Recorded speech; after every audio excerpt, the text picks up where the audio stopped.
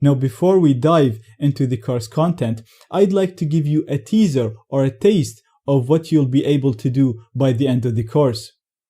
So this is going to be one example that's based on one topic that's covered in one subsection of the course. Now, because this is a teaser lecture, I'm not going to explain the technical aspect of how am I doing this, because I'm going to teach you how to do this as you go through the course. For now, just sit back and enjoy this lecture. And after this lecture, we're going to dive into the course content where you'll learn how to do things like this and much, much more. So in this example, we're going to be hacking this Windows 11 computer from this hacking machine. In the first section of the course, I'm going to show you how to set up your hacking lab, including this hacking machine and the target Windows machine.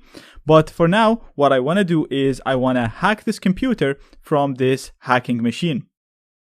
Now, the attack that I'm going to show you right now and everything that I show you throughout the course works on Windows 11 and Windows 10 and previous versions. But for now, I'm using Windows 11 because it's the latest. And the way that I'm going to hack that computer, mainly, I'm going to be using a framework called Beef. Beef is a browser exploitation framework that allows us to run a number of attacks against a target browser. Now, for us to be able to use Beef, we have to inject Beef's code into the target browser. So we have to actually inject Beef's code into the browser of the target computer, which happens to be Chrome in this example.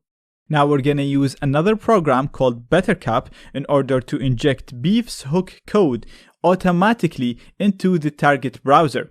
So the target user will not even know that they clicked or did something suspicious.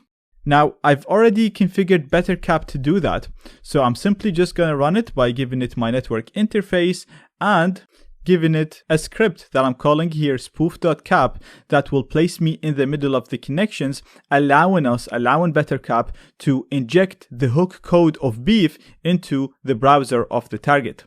Now I'm going to show you how to do this, how to use BetterCap and how to write this script yourself as we go through the course. So this is just a teaser for you to enjoy. Do not worry about the technicalities. So I'm going to simply run it.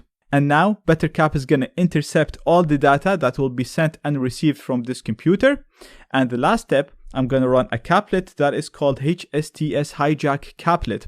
This script will allow us to downgrade connections and inject Beef's code into the browser.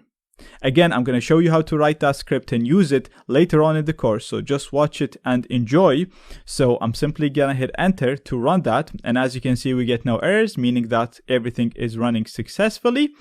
And I'm also in here, if you look at the top part of my terminal window, I'm actually listening for incoming connections, because eventually the end goal is I want to be able to receive a connection from the target computer from my backdoor so that I can control their computer and do anything I want on it.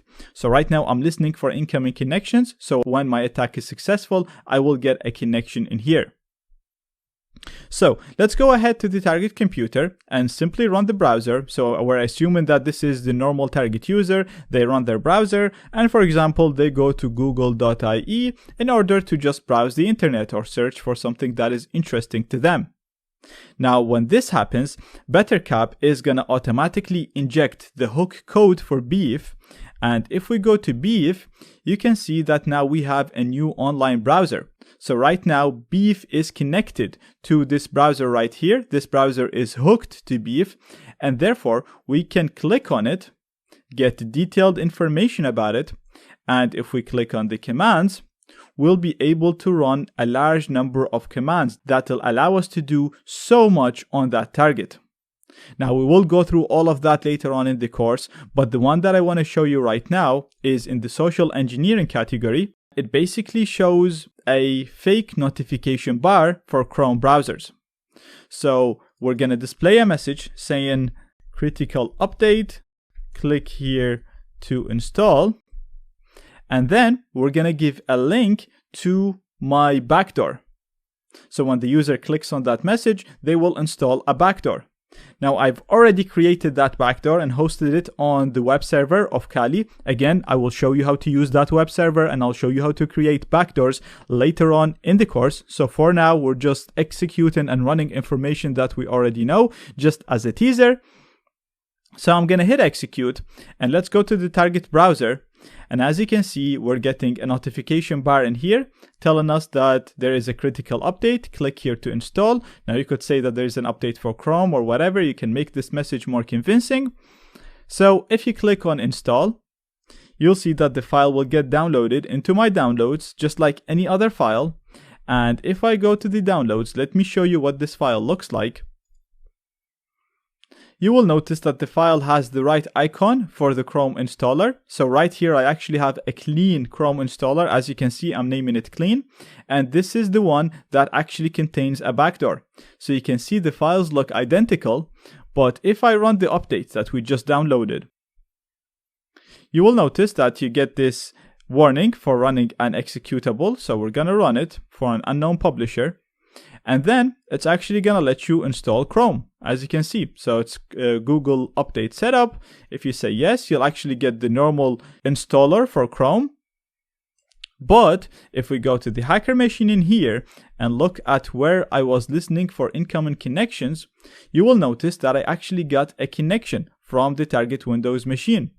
So now I hacked that computer and I can do anything that the normal user can do on their computer. So I can access their file system, I can register every key strike they type on their keyboard, I can listen to their mic, I can turn on their keyboard, I can turn on their camera, I can do anything that they can do on their computer. And just as a quick example to show you how severe this is, I'm gonna do webcam list to list all of the webcams connected to this computer. And as you can see, we have only one webcam.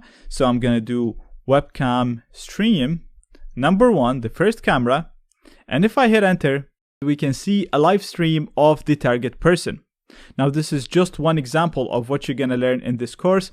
And like I said, don't worry about the technical aspects. I've connected a number of attacks here in order to achieve this, but we're going to focus and cover every single piece of the puzzle that allowed us to do this. So don't worry about it at all. This is just a teaser to show you what you're going to be able to do by the end of the course. Hello and welcome. My name is Zaid. I'm an ethical hacker, a computer scientist, and I'll be your instructor in this course. In this course, I'm going to teach you ethical hacking from scratch. So I'm going to assume that you have no prior knowledge, and by the end of it, you'll be at a high intermediate level. So we'll start by teaching you how to set up a penetration testing lab and how to install the needed software so you can practice hacking safely. Once done, the course is divided into 4 main penetration testing sections. The first is the network hacking section, where you'll learn how networks work, how devices communicate with each other, and how to exploit this method of communication to control all the connections around you, crack Wi-Fi keys, and gain access to Wi-Fi networks, whether they use web, WPA, or WPA2, and intercept data to capture usernames, passwords, chat messages, or anything that anybody does on the same network. Once done with this, we'll move to the gaining access section, where you'll learn how to gain access to servers and personal computers.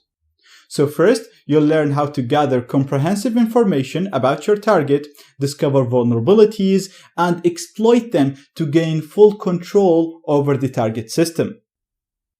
Not only that, but you'll also learn how to generate undetectable backdoors and use social engineering to deliver them to your target as a fake update or as a PDF or an image or any other file that they might be interested in. You'll also learn how to spoof emails so when they're delivered to your target, they appear as if they're sent from a friend, from their boss, or from any address that they're likely to interact with. Once done with all of this, we'll move to the post-exploitation section, where you'll learn what can you do with the access that you gained in the previous sections.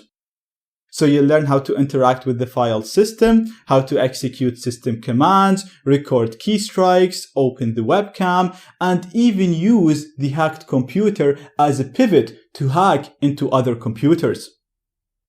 Once done with all of this, we'll move to the website hacking section, where you'll learn how websites work, how to gather comprehensive information about a target website, and how to discover and exploit a number of dangerous vulnerabilities that allow you to gain full control over the target website.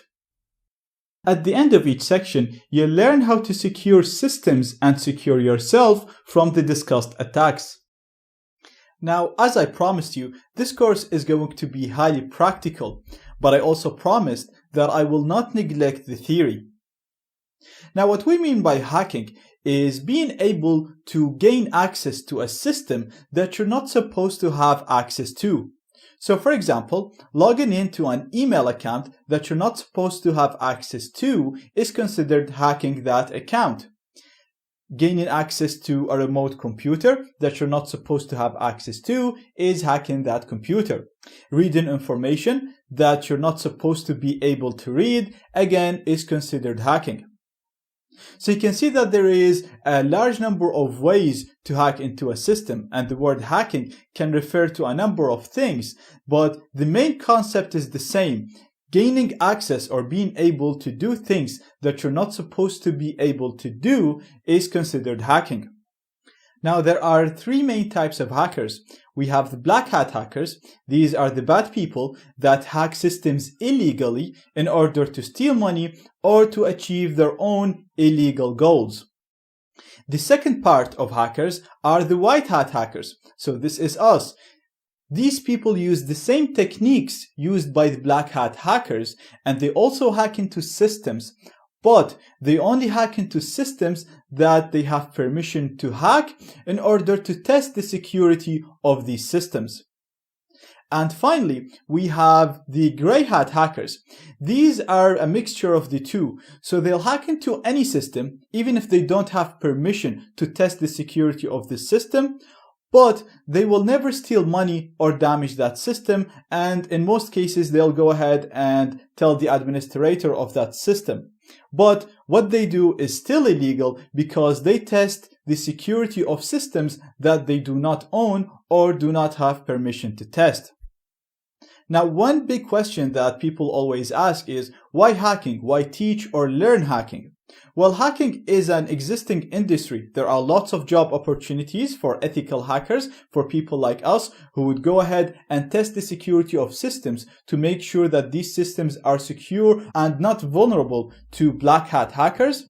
There is actually a huge demand for ethical hackers these days because of the increased amount of hacking attacks. So we hear on the daily, big systems and big companies are getting hacked. Not so long ago, Uber got hacked and information of more than 56 million users were exposed. So companies like Uber, Facebook, and Google, they hire hackers in order to try and hack into their systems and tell them where the weaknesses are so that they can fix it. They also have bug bounty programs where they literally ask all the hackers around the world to go ahead and try to hack into their websites and with their web applications, and if they could, they will pay them a bounty for the bugs that they find. As I mentioned, this course is going to be highly practical. Therefore, you will need a lab, a place where you can practice and experiment with the things that you're going to learn in the course. Not only that, but having a lab is essential for hackers or pen testers, because let's say you discovered a new attack or you want to experiment with a new attack, or you learned something new online and you want to test it, then the perfect place for you to test this and practice hacking is a hacking or a testing lab. Now, to create a lab, you just need a number of computers with different operating systems, and you'll need a number of networks if you're testing network attacks, and if you're testing website attacks, then you will need to install websites on these computers. Or you can do all of this inside your computer, inside one machine, and install everything else as virtual machines. And this is what we're going to do. So let's say you have your computer right here. This is your main computer that you use every day to check your emails or even to watch this course. This computer might be running Windows, OS X, or Linux. It doesn't really matter. It can run any operating system. You can keep all the programs that you love and like, and install a virtualization software such as VirtualBox or VMware. A virtualization software allows us to create a number of virtual computers inside your main computer. So we can have 3 or 4 or 5 or 10 computers all installed inside your main operating system, inside your main computer. The really cool thing about this is you will not need a number of computers. You can do everything inside a single computer. So what we're going to do is we're going to have a hacking machine. This is going to be the machine that we will use in order to hack into other machines. We're going to install Kali Linux on it, and we'll talk about what that is later on. And we're going to have 2 target machines. These are machines that we're going to try to hack into and practice hacking against. One of them is going to be running Windows, and the other one is going to be running an operating system called Metasploitable, and we will talk about that once we get to it. Now, it is very important to understand that you will not lose any functionality when you install an operating system as a virtual machine. You can use that machine exactly as if it's a real physical machine. So the really cool thing about using virtual machines, first of all, you're not going to lose any functionality. Second, all the machines are going to be isolated. So as we go through the course, we're going to be trying to hack into these machines, and we might actually break one of them. But that's fine. It will not affect your host machine. You will be able to easily fix this and go back to a snapshot of when the machine was working without affecting your main computer. The other cool thing is that you'll be able to have a number of different versions of each of these machines, and you'll be able to change the configuration easily, change the network settings, or switch between different states of these machines, and so on. So, by using virtualization, you will not lose any functionality, but you will gain so many cool features. And the main thing to keep in mind is your host machine, your main computer, will never be affected. It's completely isolated. And if we break any of these machines, nothing will happen to your precious computer that you use every day. And this way, you can always use your host machine for daily use, for checking emails, watching the videos, doing whatever you do normally, and then use your virtual machines for hacking and practicing the attacks. And this is what we're going to be doing in this course. So right here, I have a Windows computer that does not contain any hacking tools, so I can't really use it for hacking. But I have a virtualization software called VMware installed on it, and this software allows me to run multiple operating systems as virtual machines within this host computer. So I can use the host computer for my daily use and then use the virtual machines for whatever use I want, for testing or for hacking. So if I zoom in here on the left, you can see that I have Kali Linux installed. This is an operating system that we will use for hacking. You can see I have another Windows computer. You can see that I have Linux, all of it installed as virtual machines. And then we're going to be using these as we go through the course for hacking or for testing without affecting our main host operating system, this Windows computer. Now, don't worry about any of this. In the next lectures, I will show you in details how to install this virtualization software, VMware, on all of the major operating systems, on Windows, Linux, or Apple Mac OS. As we go through the course, I will also show you in details how to install these operating systems as virtual machines within VMware. The first operating system that we're going to install in our lab is Kali Linux. See, throughout the course, we're going to use a number of hacking tools. You can install each of these tools manually, Or you can do what most hackers do, including myself, and save time and effort and use an operating system designed for hacking. We're going to use an operating system called Kali Linux. It's a Linux distro based on Debian, and the only difference between Kali and the actual original Debian Linux distro is the fact that Kali has a lot of hacking and penetration testing tools pre-installed and pre-configured in it. Therefore, once you install Kali, you will have access to so many hacking tools without the need to install or configure any of them, which will save you a lot of time and a lot of effort. Now, just like any other operating system, you can install it as a main machine or as a virtual machine. Now, I'm going to install it as a virtual machine because, like I explained in the previous lecture, we will not lose any functionality by using operating systems as virtual machines, and it comes with a lot of benefits because it's completely isolated from our computer that we always use. So if we break the virtual machine or if we want to delete it and reset it, it will not affect our main operating system. Now, the first thing that you want to do is download the virtual image of Kali Linux. So you can download it from the resources of this lecture.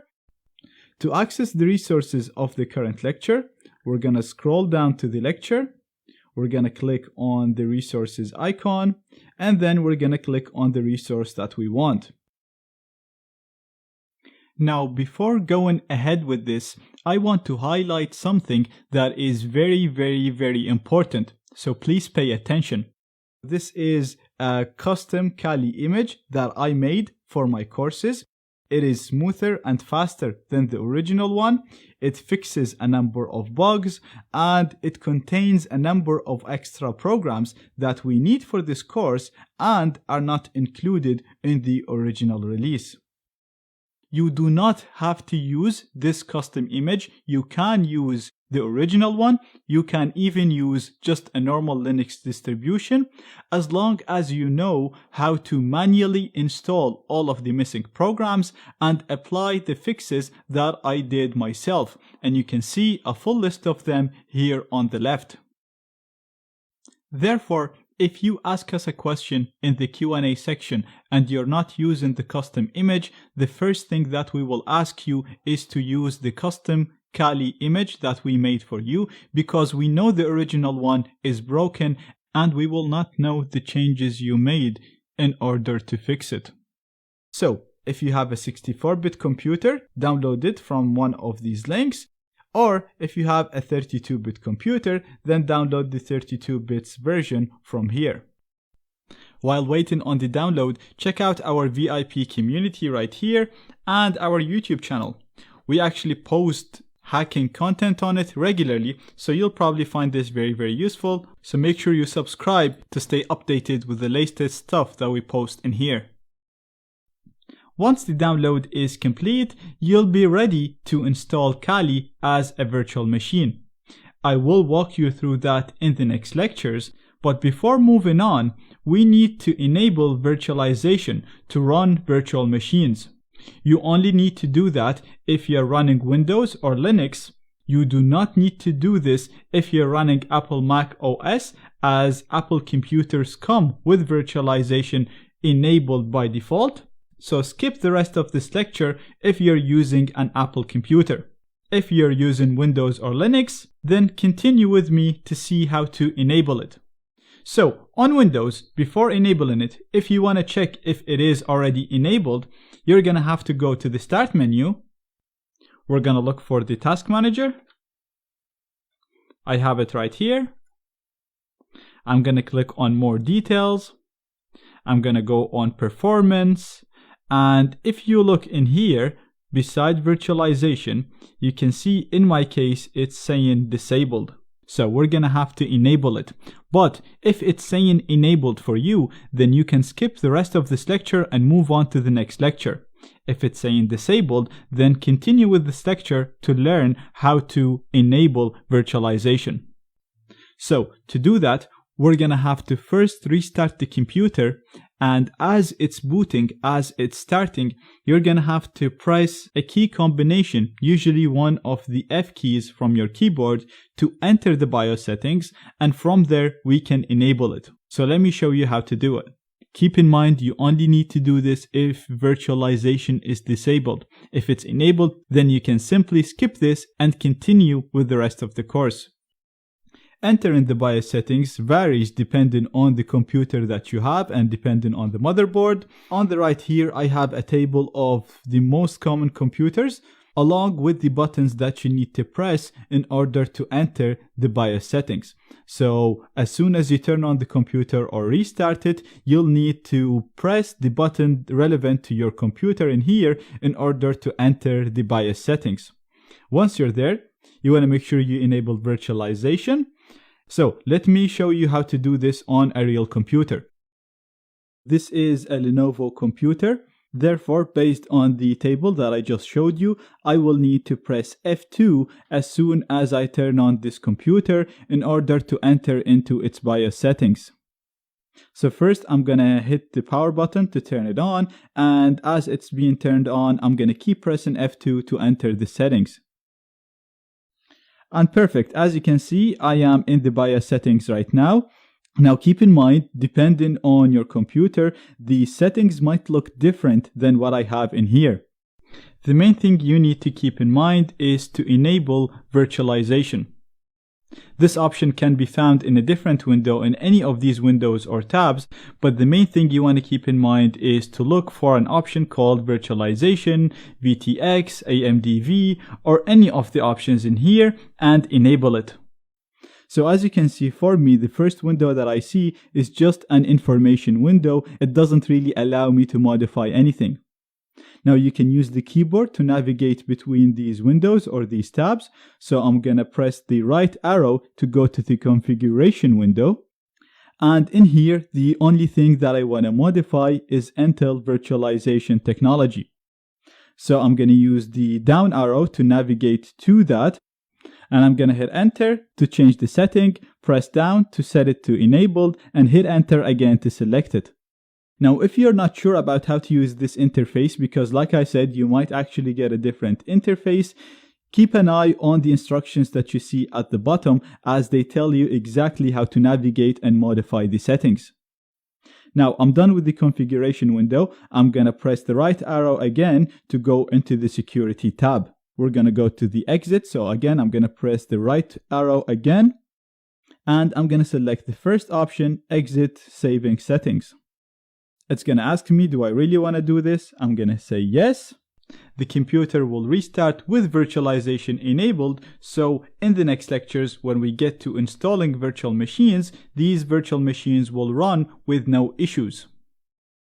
If you've done everything properly, now if you go again to the task manager, go to performance, you should see that virtualization is enabled. If you couldn't do that, please ask us in the Q&A section and we'll be happy to help you.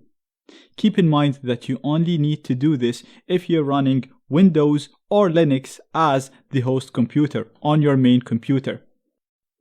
If you're running Apple, Mac OS, then you do not need to do this and you should have skipped this part. In this lecture, I'm going to show you how to install Kali Linux as a virtual machine inside Windows. Skip this lecture if you're running Apple, Mac OS or Linux, as I will cover that in the next lectures. Now, I already have it downloaded in here, and as you can see, the file has a .7z extension. This is an archive that contains the actual virtual image of Kali. We did that to compress its size so that it doesn't take a long time to download. So now that we have it downloaded, we're gonna need to install a program that can uncompress 7-zip archives and show us the contents. To do that, we're gonna go to Chrome and you wanna go to 7-zip.org. I will include that in the resources of this lecture, and you wanna download the version that is compatible with your operating system. I have a 64-bit operating system, so I'm downloading the 64-bit. One click in here will download it for us. And once the download is complete, we can simply click on it to install it, give it permissions, and click on install. Once the install is complete, we're going to click on close, and we're going to go back on our downloads directory.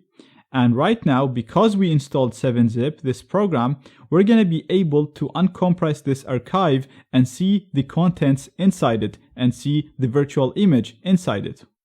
So I'm going to right click, and as you can see, I have an entry called 7-zip now. And if I hover over it and click on extract here, it will uncompress that image and reveal its contents. And perfect, as you can see now, we have a new directory, and you can see the extension now is .vmware VM. So as mentioned in the previous lecture, VMware is the software that we're going to use to run different operating systems as virtual machines. And this file right here is designed to run inside VMware as a virtual machine. So in order to run it, we're going to have to go ahead and install VMware. Now, again, I'm going to include the link in the resources. I have it opened in here, and all you have to do is click on the download for Windows. Give it some time to download. Perfect. Now the download is complete. We can view it in our downloads, or we can simply just click on it here to run it. Give it permissions.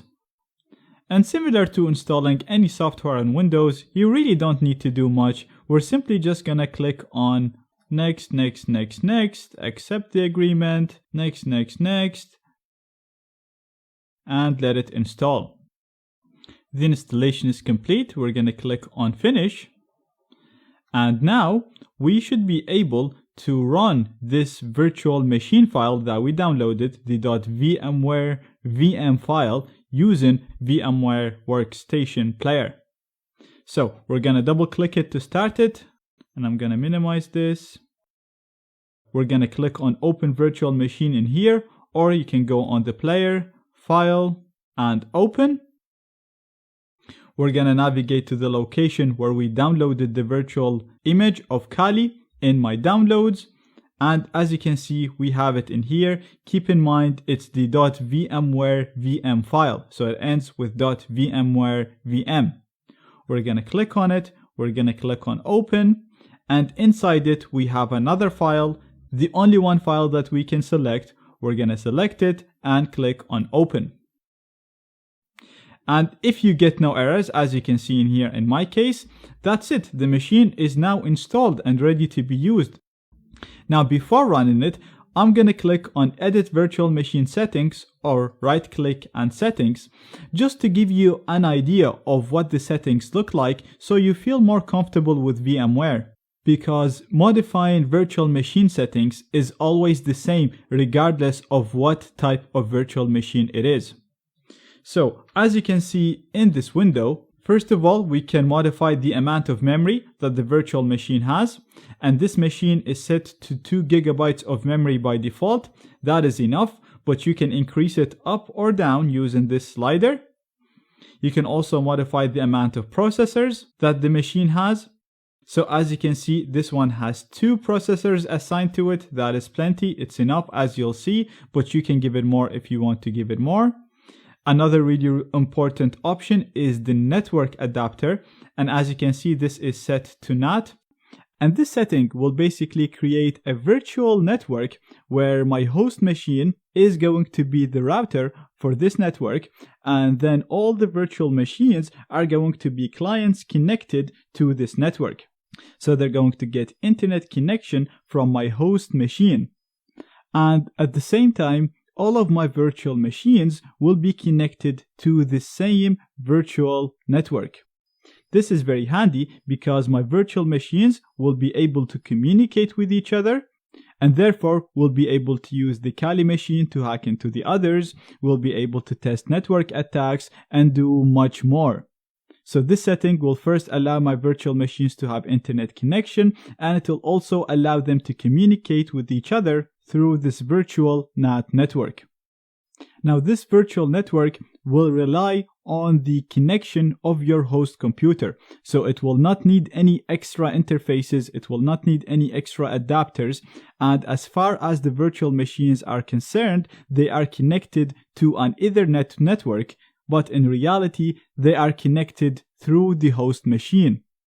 You can also modify the display settings in here if you have a bigger screen or a smaller screen. And I usually like to tick this box in here, the accelerate 3D graphics. So we're going to make sure that it is ticked. And that's pretty much it. So we're going to click on OK. And like I said, you actually don't need to modify any of these settings. I just wanted to show you what kind of settings we can set for these virtual machines. But once you're ready to run the virtual machine, we're just going to click on the green play button to start it. Now I'm going to click on inside and click enter to start Kali. And I know it's starting very small. This is because I have a high resolution screen. It's probably going to start in the normal size for you. I'm just going to zoom in for you. And perfect. We have the login screen here for Kali. So the username is ROOT and the password is TOOR, the reverse. We're going to hit enter.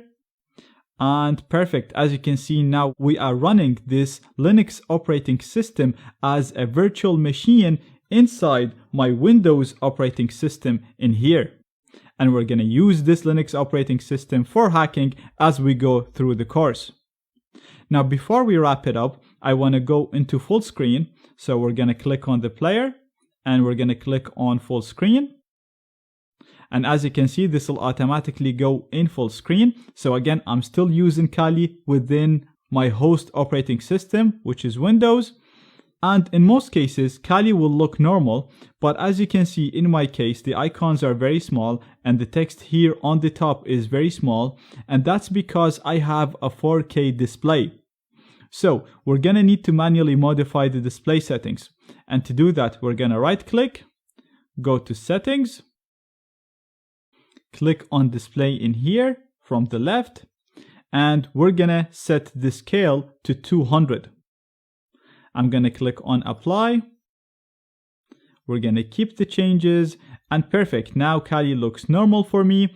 You don't have to do this if Kali looked normal from the start. Only if you have a high resolution screen, you might have to do this. Now I know this operating system might look a little bit confusing and scary, but don't worry about it at all. I will teach you how to use it step by step as we go through the course. If you face any issues while installing Kali, check out the featured questions first, and if you don't see your answer, feel free to ask us in the Q&A or in the forums, and we will respond to you within a maximum of 15 hours. In this lecture, I'm going to show you how to install Kali Linux as a virtual machine on Apple Mac OS. Skip this lecture if you already have Kali and VMware installed, or if you want to install it on Linux. I will cover installing it on Linux in the next lecture. Anyway, I already have this downloaded in my downloads, and as you can see in here, we have the virtual image, but it is inside an archive. So you can see the file type is 7Z and it's an archive, and we did this to compress the actual virtual image so that it takes less time to download.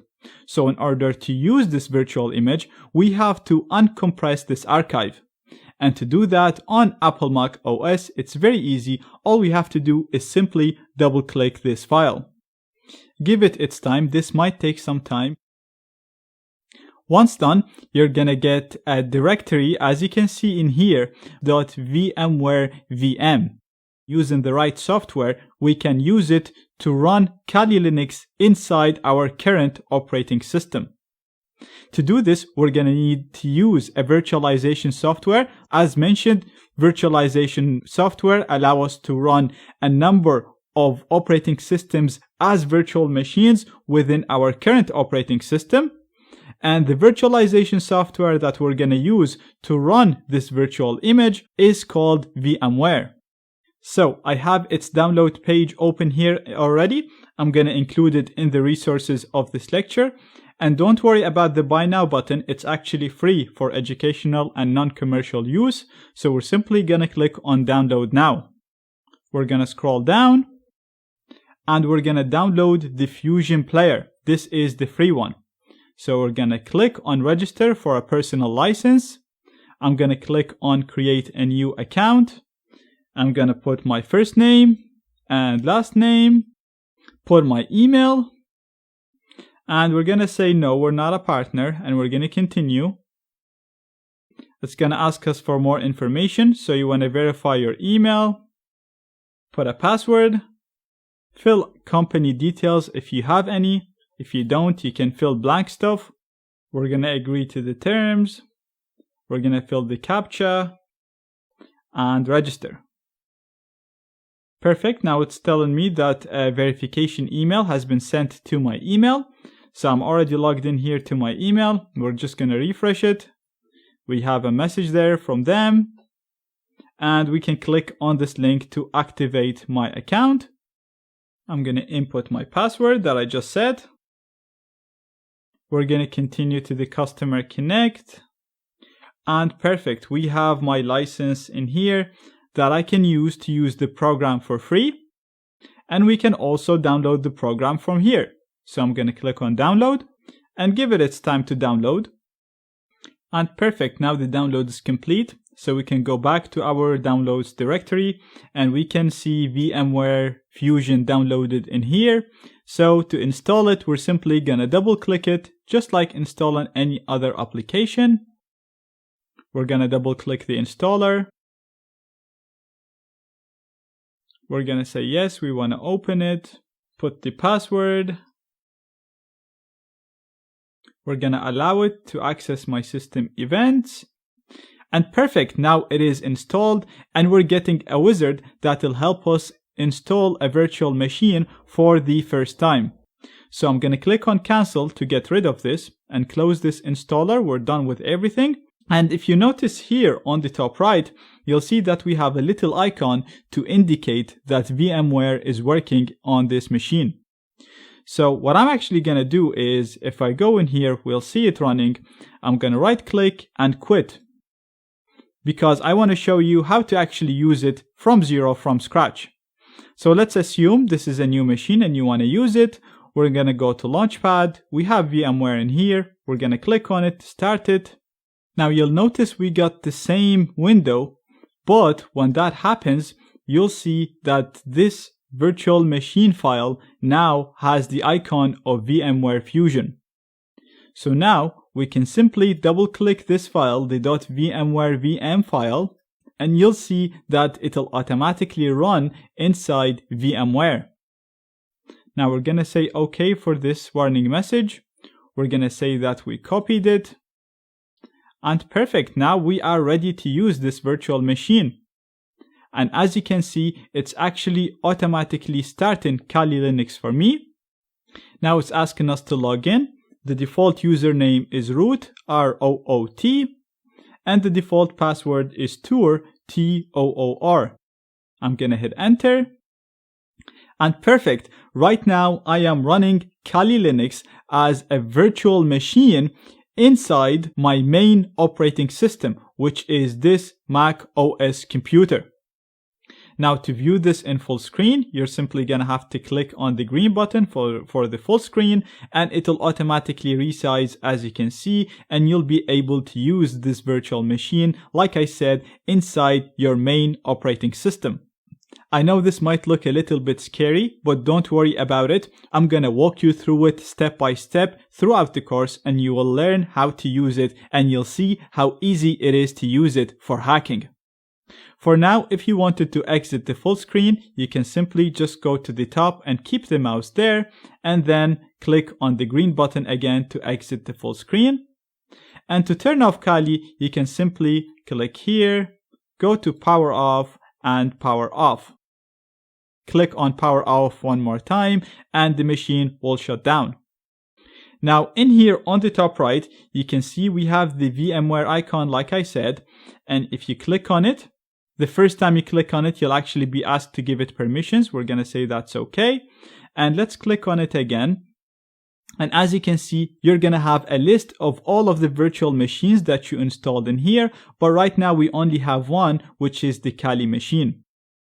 You can also click on the virtual machine library to see a list of all of the virtual machines in here laid out nicely. And if you want to edit the settings of any of these machines, we're going to click on it one click, and we're going to right click it and go to settings in here. Now, as I mentioned, this machine is already configured to run well, so you don't really need to modify any of this, but I'm just showing you how to modify the settings, because modifying the settings for virtual machines is always the same. So it's good to know. The main settings that you want to know is the processor and memory. Here you can adjust the amount of memory that you're given to the virtual machine by moving the slider, and you can adjust the amount of processors given to the virtual machine again in here. But that's both set to 2 processors and 2 gigabytes of memory. It's enough to run Kali smoothly. If you go back to everything else, we have the network settings in here for this specific virtual machine. And as you can see, this is set to use a NAT network. This setting will basically create a virtual network where my host machine is going to be the router for this network, and then all the virtual machines are going to be clients connected to this network. So they're going to get internet connection from my host machine. And at the same time, all of my virtual machines will be connected to the same virtual network. This is very handy because my virtual machines will be able to communicate with each other, and therefore will be able to use the Kali machine to hack into the others, will be able to test network attacks, and do much more. So this setting will first allow my virtual machines to have internet connection, and it will also allow them to communicate with each other through this virtual NAT network. Now this virtual network will rely on the connection of your host computer. So it will not need any extra interfaces, it will not need any extra adapters, and as far as the virtual machines are concerned, they are connected to an Ethernet network, but in reality they are connected through the host machine. Again, you can click on Show All to see the rest of the settings. But like I said, you don't really need to modify anything. Everything should be configured properly for this to run with no issues at all. If you face any issues, then check out the featured questions, and if you don't find your answer, feel free to ask us and we will respond to you within a maximum of 15 hours. And like I said, don't worry about using Kali. I will cover that in details in the next lectures. In this lecture, I'm going to show you how to install Kali Linux as a virtual machine inside Linux. Skip this lecture if you have it already installed and revise the previous lectures to see how to install it on Windows or Apple Mac OS. Now I already have it downloaded in here in my downloads, and as you can see, this is an archive with a 7Z extension. The actual virtual image is compressed inside this archive. We did this to reduce its size so you can download it quicker, but in order to use this virtual image, we're going to have to uncompress the archive. To do that, you simply have to right-click it and click on Extract here. You're going to need to give it some time to fully uncompress the archive and reveal its content. Perfect. Once this is done, you're going to see a new directory in here that contains the actual image, and you'll notice that this folder ends with .vmware vm. So in order to run this virtual image of Kali Linux, we need to install a virtualization software, and the software that we're going to use is called VMware. I'm going to include its download link in the resources of this lecture, and all you're going to have to do is simply scroll down and click on the Linux version in here. We're going to save it. Once the download is complete, we're going to be able to see it here in our downloads.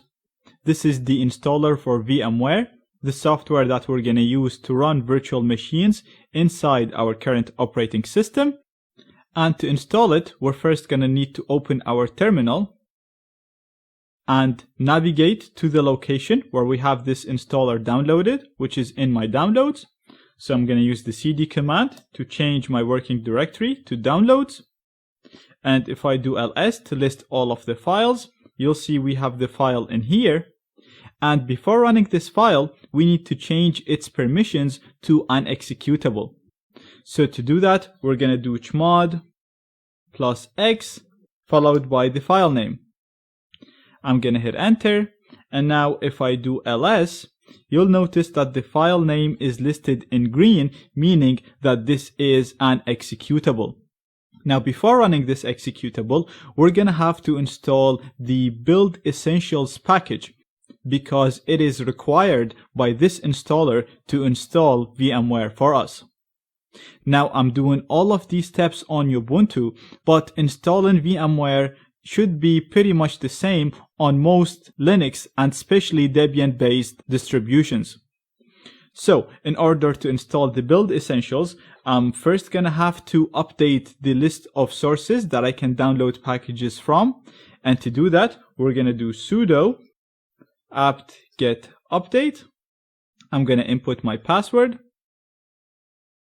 Once the sources are updated, we're ready to install the Build Essentials. So we're going to do sudo apt-get install build essential. We're going to hit enter. I've already installed this, that's why it's automatically installing it for me. But in your case, it's going to ask you to confirm. And all you'll have to do is simply hit enter to confirm that you want to install it. If you don't see any errors at all, it means everything got installed properly. So I'm going to clear the screen and I'm going to do ls one more time just to show you what we want to run. We want to run this executable, which is the same file as this one. And to run executables in Linux, you simply have to do // followed by the executable name. Now also we need to run this as admin. Therefore, I'm going to type sudo before the command. I'm going to hit enter and we're going to give it some time to extract the installer. And once it's done, we're going to go to all of our software and we're going to run VMware Player. We're going to accept the agreement and click next, accept the license, next. We're going to say we don't want to share data and we click on finish. We're going to put the password and perfect, here we go. During the installation, you might also get an option to either use the free or the paid version. Make sure you select the free one because we're using it for non-commercial use. So right now, we're ready to create or open ready virtual machines using VMware. So I'm going to close my terminal window and the virtual machine that we actually want to run is the customized version of Kali that we just downloaded at the start of the video.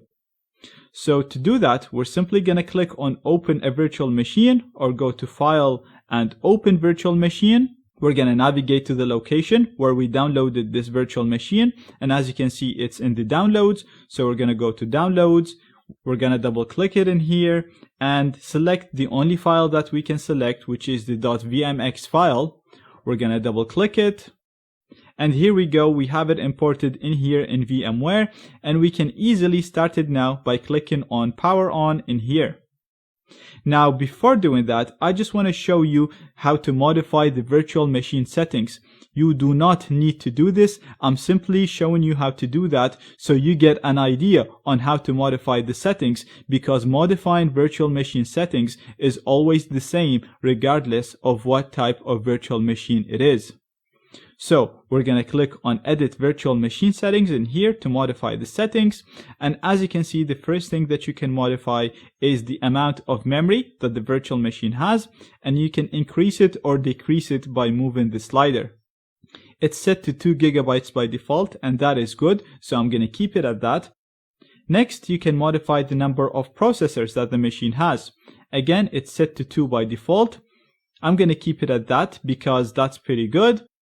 You can also modify the network settings, and as you can see right now it's set to use a NAT network. We're also going to keep this as NAT. This is great because this setting will basically create a virtual network where my host machine is going to be the router for this network, and then all the virtual machines are going to be clients connected to this network. So they're going to get internet connection from my host machine. And at the same time, all of my virtual machines will be connected to the same virtual network. This is very handy because my virtual machines will be able to communicate with each other, and therefore will be able to use the Kali machine to hack into the others, will be able to test network attacks, and do much more.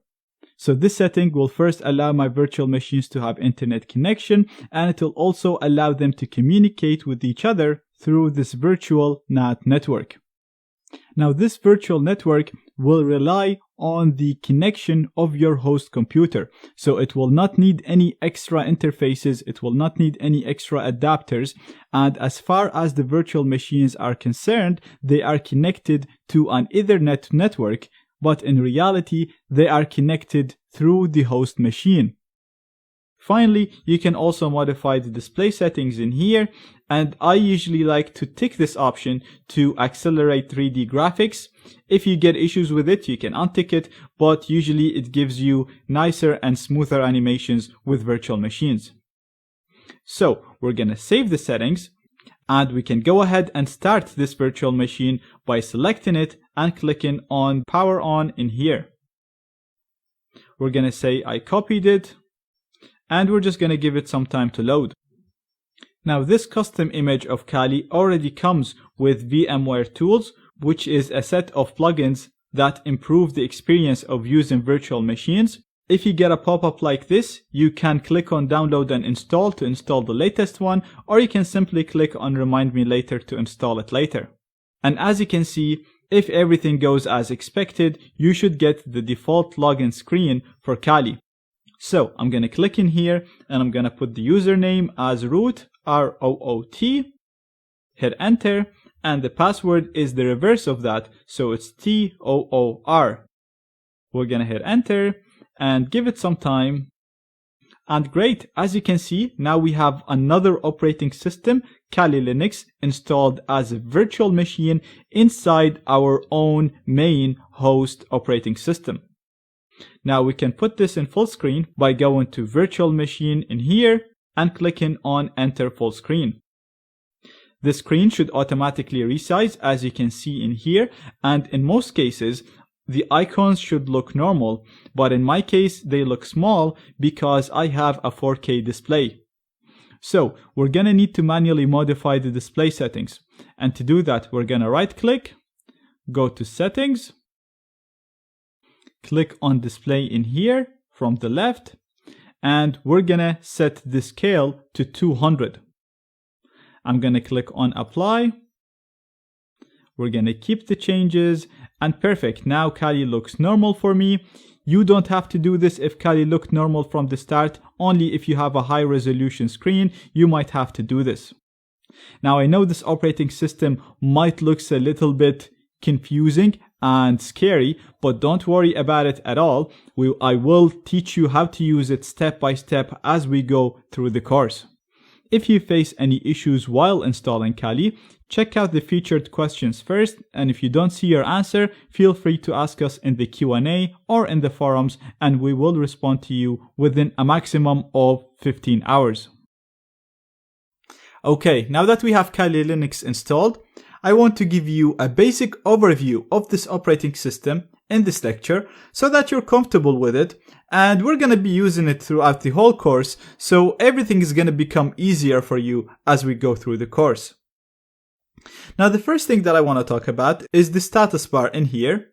So you can see we have an applications menu in here, and inside it you can see all the applications are categorized. So we have information gathering applications, vulnerability analysis, web application analysis, reverse engineering, and so on. So you can go on each one of these entries and just select any program that you want to run. And the next menu that we have is the places, which shows you the most common places in the file system. So we have home, we have the desktop, we have the documents, downloads, and so on. So you can access the places from here and then you click on home, or you can just click on the files icon in here on the left, and both of these will bring you to the home directory, which is actually the root directory. So it says home in here, but the actual location of this, if I do Control L, you'll see it is /root. So inside this, you can see we have our downloads, music, pictures, similar to the way that you'd have it in Windows and OS X. We also have the time in here, and in here on the right, we have more controls, So the first thing that we have in here is the workspaces. So Linux comes with multiple workspaces by default. Basically what this allows us to do is we can have this desktop in here. For example, we can open the places and we can, for example, navigate to downloads and do some work in here. But if we go here to workplaces and go to the second one, you can see that I have an empty desktop that I can do whatever I want. And for example, I can launch Firefox in here. And then again, if I want to go back to the first workspace, all I have to do is click on here, click on number 1, and I'm back in here. And because I've already used up 2 spaces, the system is already creating a third empty space, so I can click on that, and as you can see, I'm in the third space where I can do more stuff.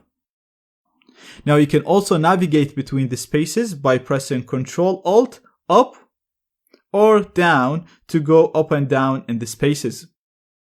The next part of the status bar is this last part in here, and if you click on it, basically the first thing it'll allow you to do is control the sound. Next, you'll see your connections. So as you can see right now, and as I showed you before, this is showing up as if we're connected to a wired network because I configured this network to use a NAT network. If you have a wireless adapter connected to this computer, you should be able to see it here. If you don't see it, then follow the link in the resources of this lecture to see how to properly connect your wireless adapter or any USB device to a virtual machine. Now I should note, you can only use external USB adapters in order to access Wi-Fi networks from Kali. You cannot use the built-in Wi-Fi card. But Kali should have internet connection anyway because it is configured to use a NAT network, and as you can see in here, it's telling me my wired is connected. So if I actually go down to Firefox, I'll close this. And if I just go to google.com, you can see it is connected to the internet. So let's go back to where we were. And if we click here, we also have the battery settings, the user settings. You have this button to turn off the machine. This is to lock the machine, and this will show the preferences where you can modify the preferences of the machine. So you have Bluetooth, Wi-Fi, change the background, change the languages, and so on. So you can spend some time getting familiar with this. It's very easy and very intuitive. Same goes to the file manager in here, very intuitive. Double click to go in. You can right click and archive and extract here to uncompress it. You can navigate throughout these files by clicking them, and then you have the trash here, which contains the deleted files.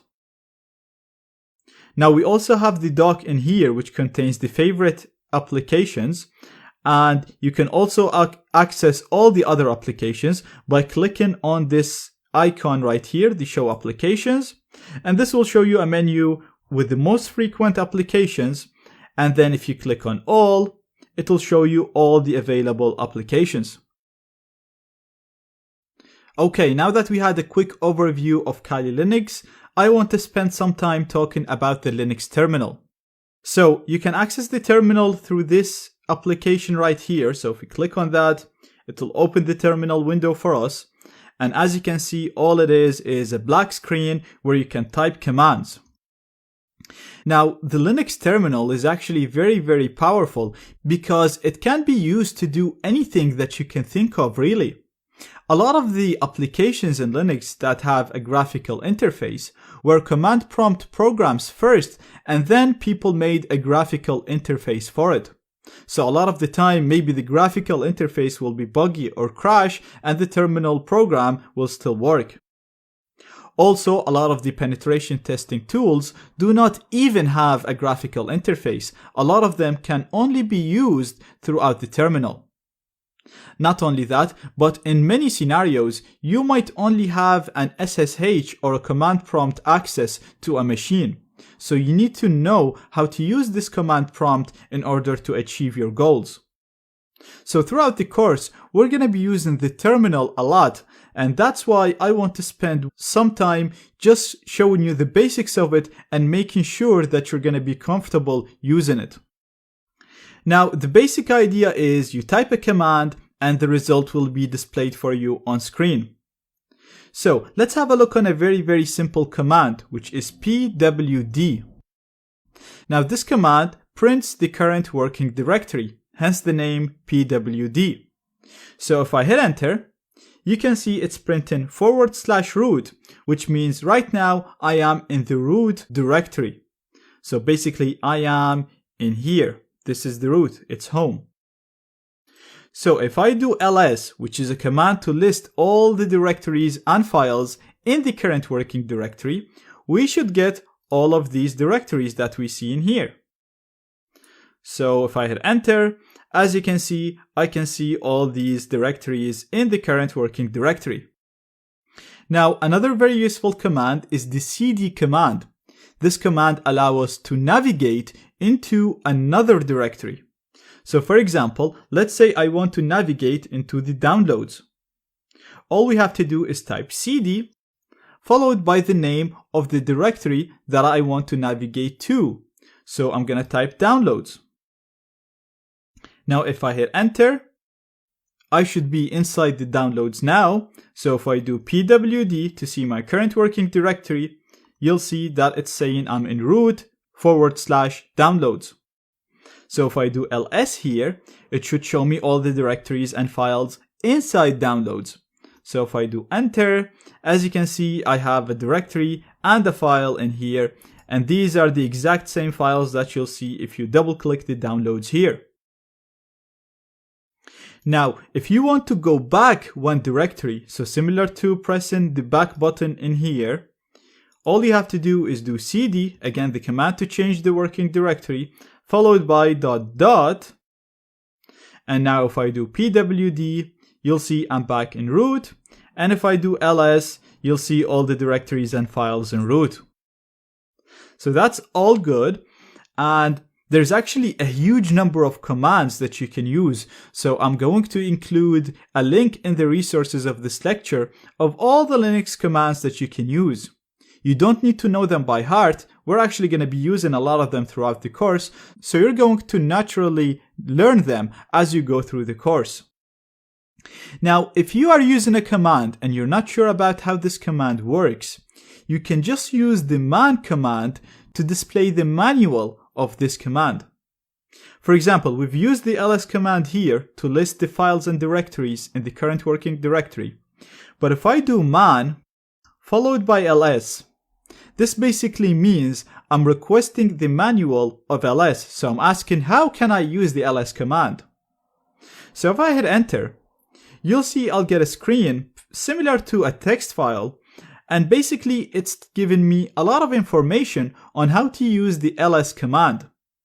So you can see that it's telling us that this command will list the directory contents. You can see the way it works by typing ls followed by the options followed by a file if you want to run it on a file. You can see a longer description of the command. And then you can see all the options and the arguments that we can use with this command. Now, in Linux, most of the time, the options will always follow the same syntax. So you either use -letter or -- a word to specify the argument. For example, in here, the -a and -- will ignore entries starting with dot.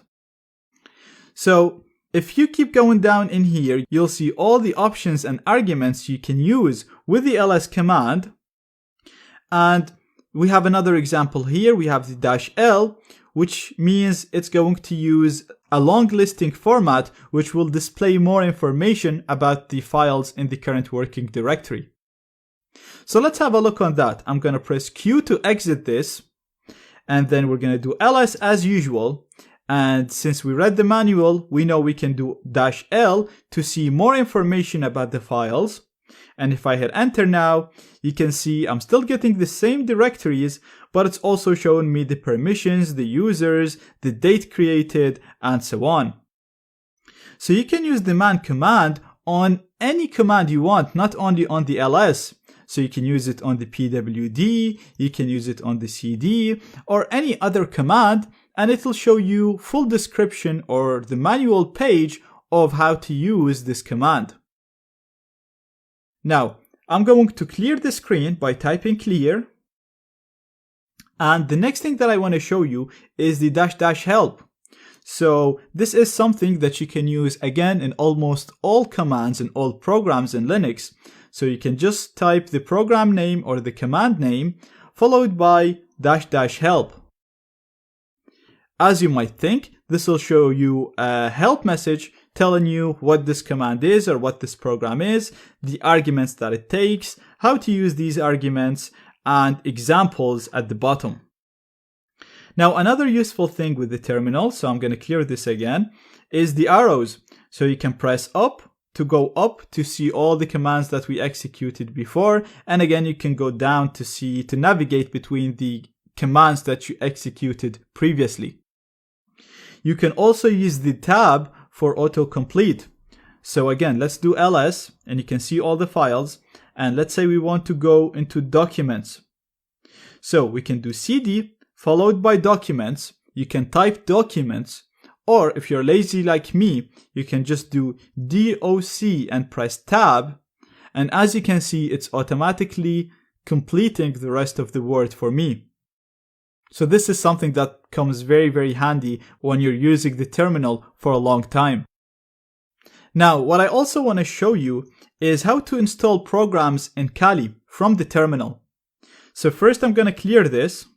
And the first thing that you want to do is update the sources where Kali can search and download programs from. So we're going to do apt-get update. Now, apt-get is the name of the application that allows us to download and install programs. And we're saying update because I'm saying that I want you to update the list of all the programs that I can install. So I'm going to hit enter. And you want to make sure that you have internet connection when running this. And as you can see, it's telling me that it's done. And now we can go ahead and start installing applications. So the first program that I want to install is actually a terminal program, so similar to this one, but it allows us to have multiple terminal windows open in the same window.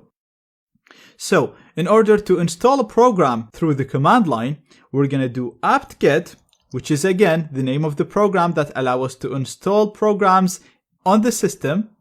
We're going to say that I want to install, and the program that I want to install is called Terminator. So very, very simple. First of all, we're typing the name of the command, which is apt-get. We're saying that I want to install, and the program name that I want to install is called Terminator. So I'm going to hit enter. And this is going to download and install Terminator for me.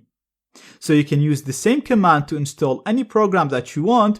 You just need to replace Terminator with the name of the program that you want to install. Now, I've already downloaded and installed this before, so it didn't ask me to confirm. But if you're running this for the first time, it might ask you to confirm whether or not you actually want to install this program. So all you'd have to do is press Y from the keyboard and hit enter.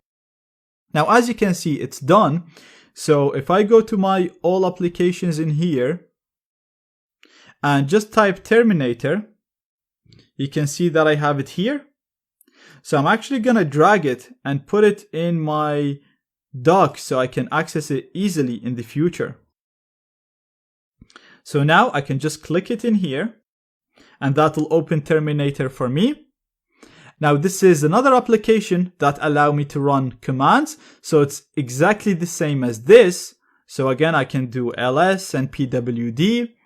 The only difference is with this one, I can actually right click and click on split horizontally, for example. And this will split the same screen into two screens where I can run commands at the same time.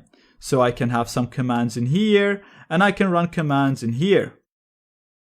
And then I can even split this more if I want, again, vertically or horizontally. And as you can see, I can have as many terminal windows as I want. And this will be very helpful in the future when we'll be running a number of programs and a number of commands at the same time. Now, before I let you go, I just want to show you two websites that I'm going to include in the resources of this lecture. First of all, we have a website here that includes the most common Linux commands, if not all. So you can go through them and familiarize yourself with them. But keep in mind, you don't need to know them all by heart. Like I said, as you go through my course and as you continue on with your journey, you will learn the commands that you need as you go. Another really useful resource that I'm going to include is explainshell.com. This website is designed to explain Linux commands to you. So all you have to do is type the commands in here. So for example, if you just type ls and hit explain, it'll explain that ls will list directory content. You could make it more complex and do ls-la, and if we hit enter now, it'll break all the arguments and explain every single argument. So again, ls lists contents. If we highlight the L, as you can see, it's telling us that it's going to use a long listing format as we seen earlier, and the A at the end is the same as -A, which is all, which means that we do not want to ignore entries starting with a dot, so we do not want to ignore hidden files. So you can do any command in here. You can do apt-get install, for example, and it'll actually explain it to you. So it'll explain apt is a package manager, install can be used to install packages, and so on. So if you ever see a Linux command that you don't understand, you can always just come in here, put the command, and it'll break it down to you and explain it really nicely. The first penetration testing section in this course is going to be the network hacking section. The reason why I chose to start with this, because everything, if you think of it, is connected to a network. So whether your target is a personal computer, whether it's a server, whether it's a company, or even if it's just a website, all of these systems are actually connected to a network. Literally, when you just connect to the internet, you're connecting to a network because the internet is just a really, really big network. So it is very important that you understand how networks work and how devices communicate with each other before we actually move into the next sections. So this section is actually going to be divided into 3 subsections. In the first subsection, we're going to talk about all of the attacks that you can do before connecting to a network. So you literally just have a computer with a network interface, possibly a Wi-Fi adapter, and we're going to see what can you do now before even connecting to anything. In the second subsection, I'm going to show you how to crack Wi-Fi keys and gain access to Wi-Fi networks, whether they use WEP, WPA, or WPA2.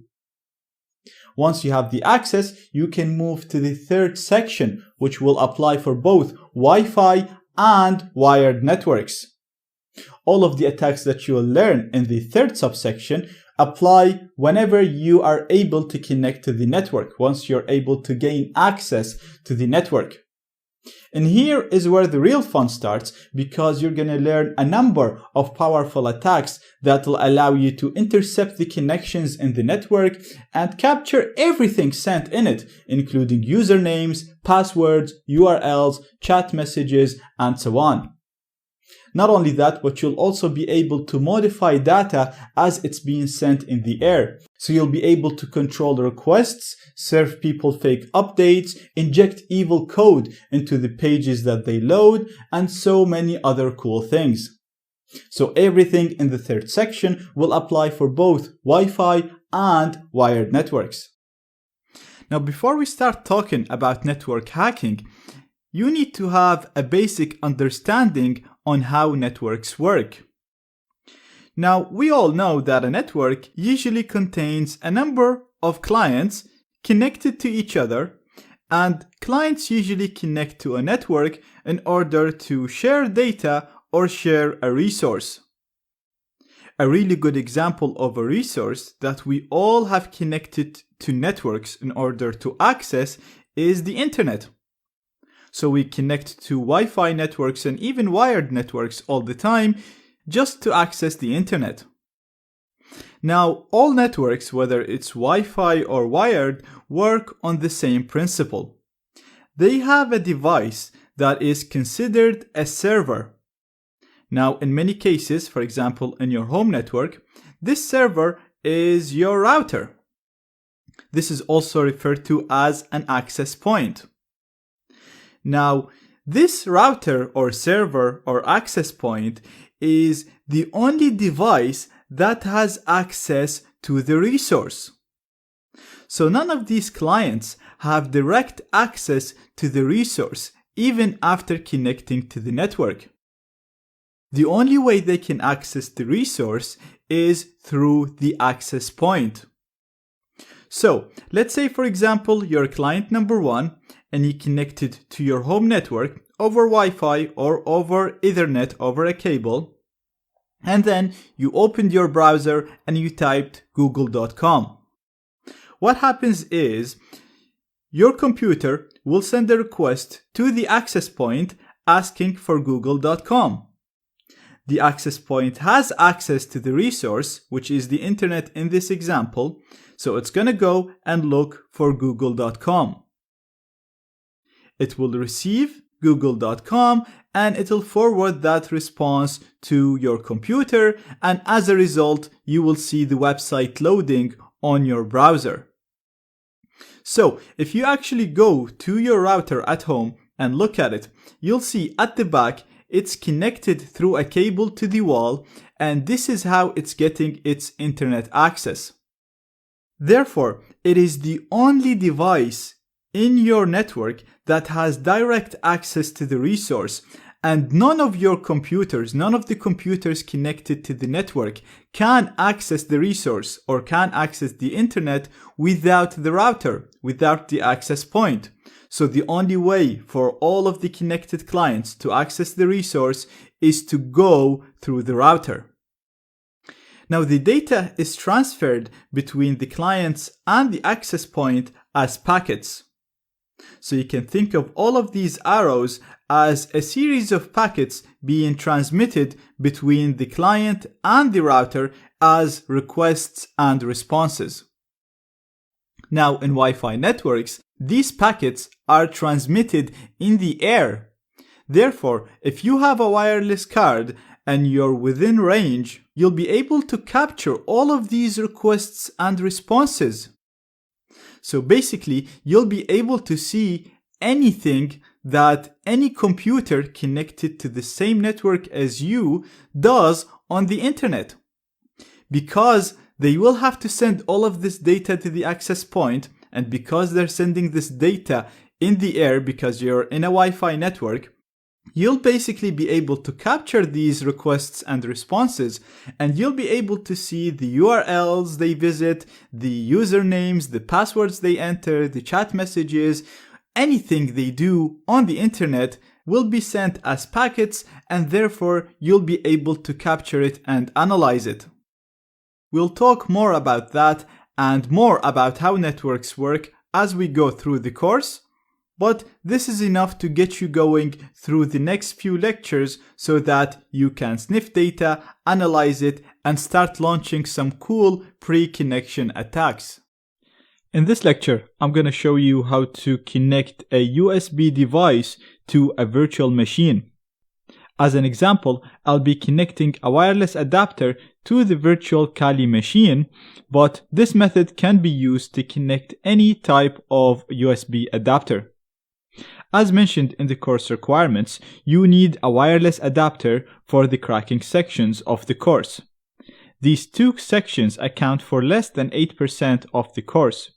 So, if you don't have a wireless adapter and can't afford to buy one, then that's completely fine. You could simply skip these two sections, continue from the network hacking post-exploitation section, and you'll be able to do everything else in the course without a wireless adapter.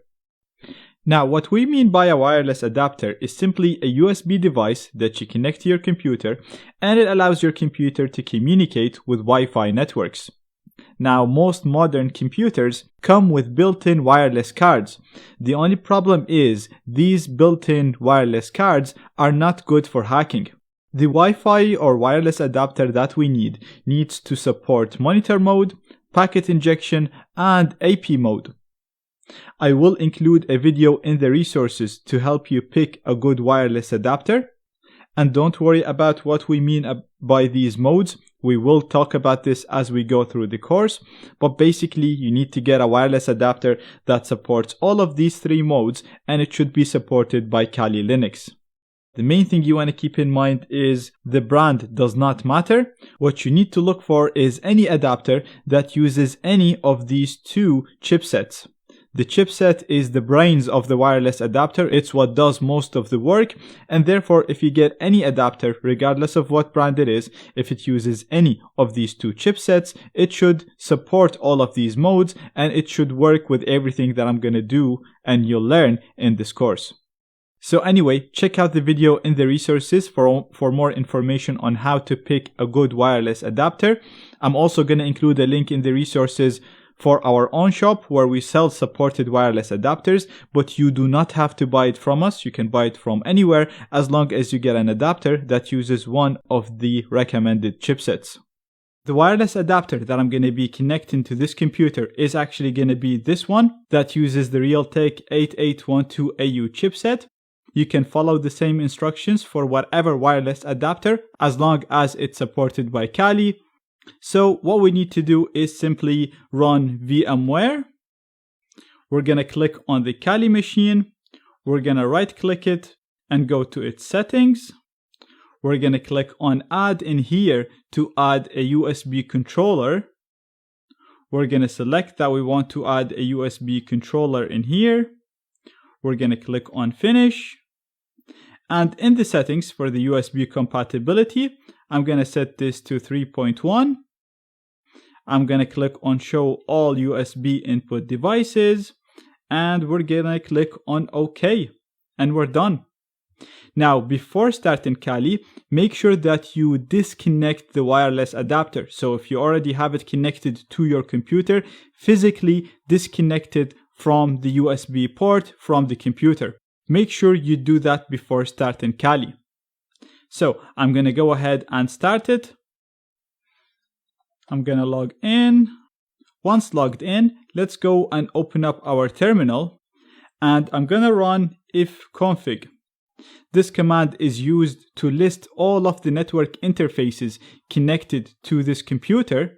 And if I hit enter, you'll see right now I have 2 interfaces. One of them is called ETH0. This is a virtual Ethernet interface that is actually created by VMware in order to connect this machine through the virtual NAT network. You'll also have LO, which is the virtual loopback interface used in Linux. So both of these are virtual interfaces. None of them is our wireless adapter. But that is normal because I haven't connected my wireless adapter yet. So I'm going to go ahead and connect it to my computer. And as you can see, as soon as I do that, we're going to get a pop-up.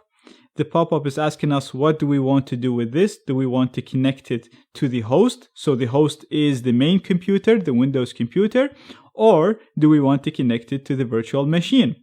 Now we obviously want to connect it to the virtual machine, so I'm selecting this option. This is the virtual machine that we're connecting it to, which is my Kali machine. That is perfect. And we're gonna tick this box so that it always connects it to this machine in the future. It won't show me this pop-up message. Once we do that, we're gonna see another pop-up that simply tells us that we can always connect and disconnect USB devices using the USB icon in here on the top right. So that's fine. I'm going to say thank you. Don't show me this either. We're going to click on OK.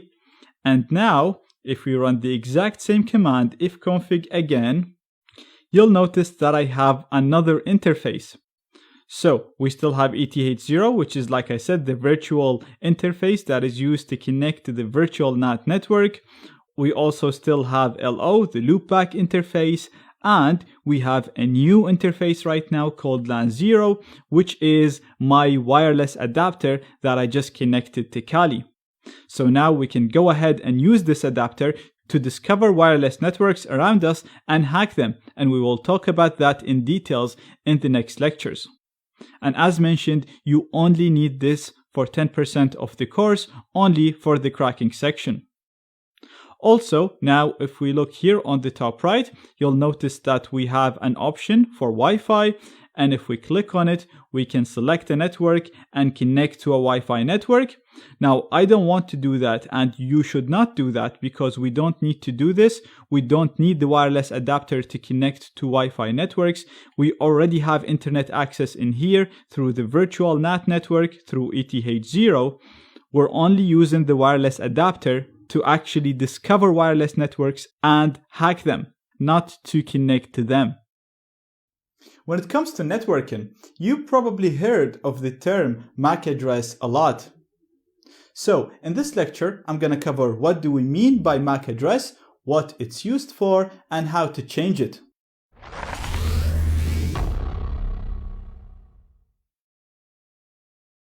MAC address stands for Media Access Control.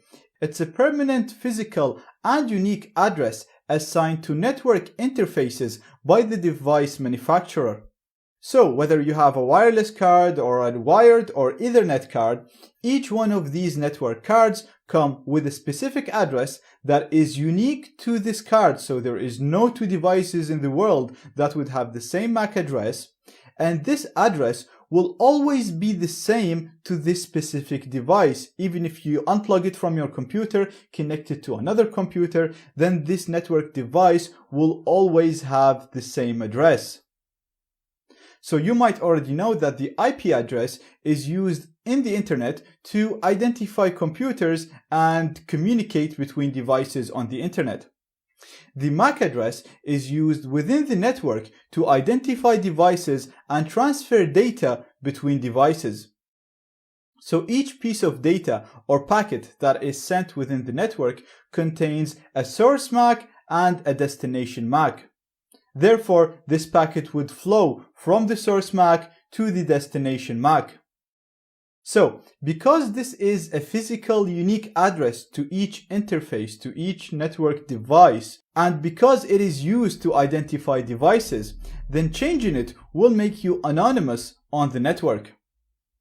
Not only that, but the MAC address is often used by filters to prevent or allow devices to connect to networks and do specific tasks on the network. So being able to change your MAC address to another device's MAC address will allow you to impersonate this device and allow you to do things that you might not be able to do. So you'd be able to bypass filters or connect to networks that only specific devices with specific MAC addresses can connect to, and you will also be able to hide your identity. Now, changing the MAC address is very simple. So let me show you how to do that. First of all, I'm going to use the ifconfig command to list all the network interfaces available on my Kali machine.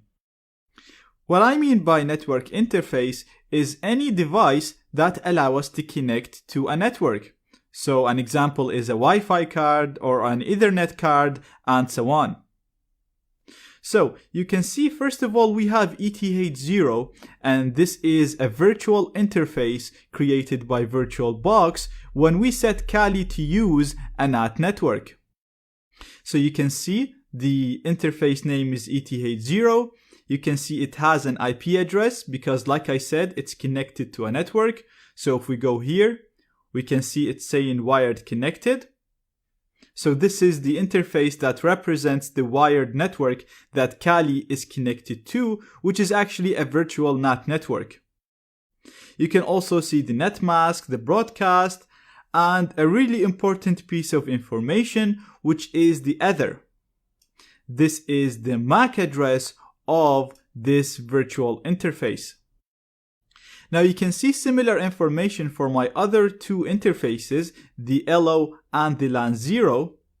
The only thing is, you can see for both of these interfaces, we do not have an IP address. And the main reason for that is because none of these interfaces is connected to a network. Now LO is a default interface created by Linux, and LAN 0 is my real wireless adapter, so I can use it to connect to Wi-Fi networks. But if I go on the network in here, you'll see Wi-Fi is not connected because I actually didn't connect to any network, and that's why it does not have an IP address. Now this doesn't matter because what we want to do is to just change the MAC address, which again is shown here under the other part. So similar to what you're seeing here for ETH0. Now, in order to change any of the values that you see in here, you have to first disable the interface. So, in this example, we want to change the MAC address. So that is represented by the other, and the value is right here. So, in order to disable an interface, we're gonna do ifconfig, followed by the interface name, which is LAN0 in my example, followed by down to disable it. Now, if I hit enter, you'll see the command runs with no errors, so it means that it got executed properly. And the next thing that we need to do is to change the option that we want to change. And in this example, we want to change the other, which is the MAC address. So first we're gonna type ifconfig. We're gonna type the interface that we want to change one of its options. Then we're gonna type the option that we want to change. And what we want to change is the hardware address. So we're gonna do HW other. Then we're gonna give it the address that we want to change the MAC address to. So for example, I'm gonna use 001122334455. Very simple command.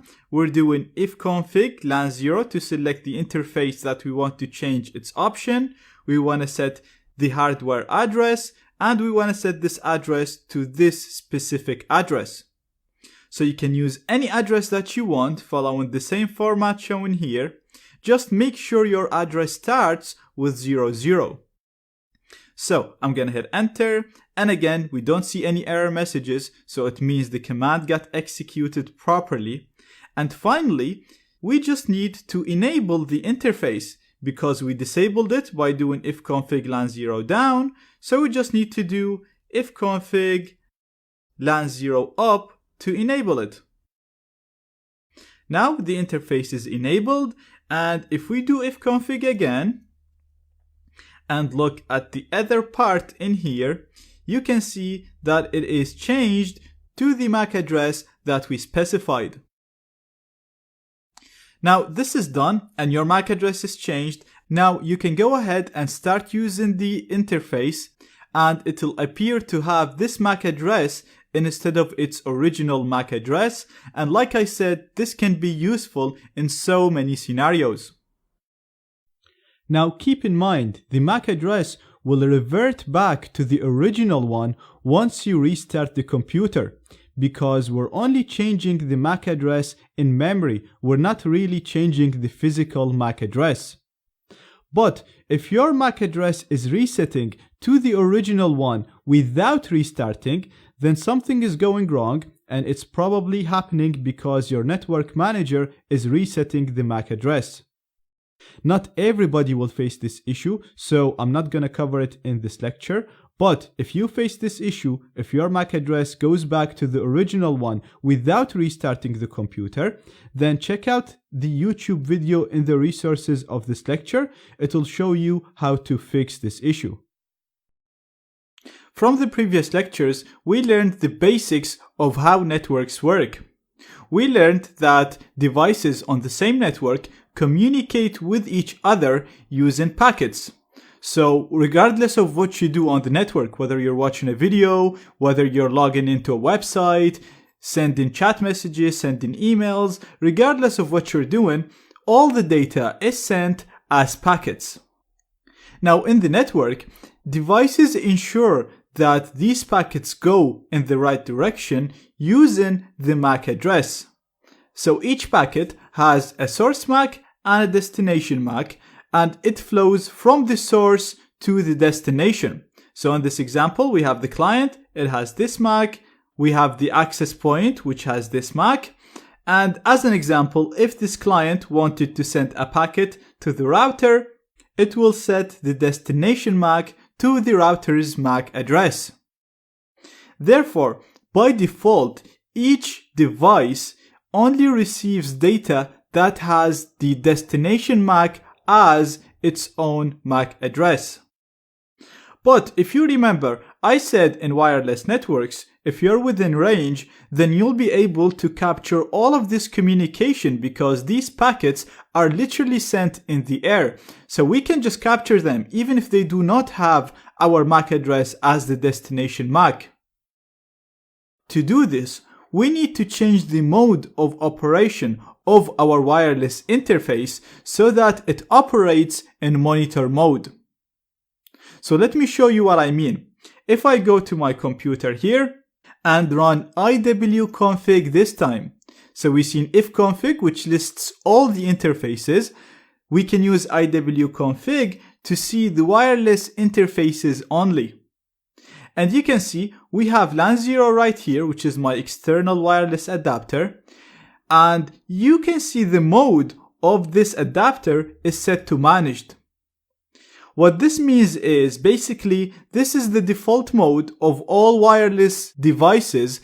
And what it means is this device will only capture packets that has the destination MAC as the MAC address of this device. So basically, it will only capture devices that are directed to my Kali machine. But this is not what we want. What we want is to be able to capture all the packets that are within our range, even if they are sent to the router and even if they are set to another device. So to do this, we need to set the mode to monitor mode instead of managed mode.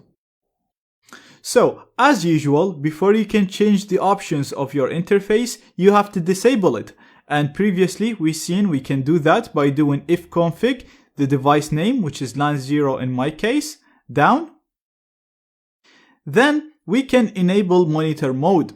But before we do that, I'm actually going to run a command to kill any process that could interfere with using my interface in monitor mode. So the command that I'm going to run right now is not mandatory, but running it will actually give you better results when you come to running the attacks that you will learn as we go in the course. So this command is going to be airmon-ng check kill. Now you'll notice when you run this command, it will actually kill the network manager that usually runs in here.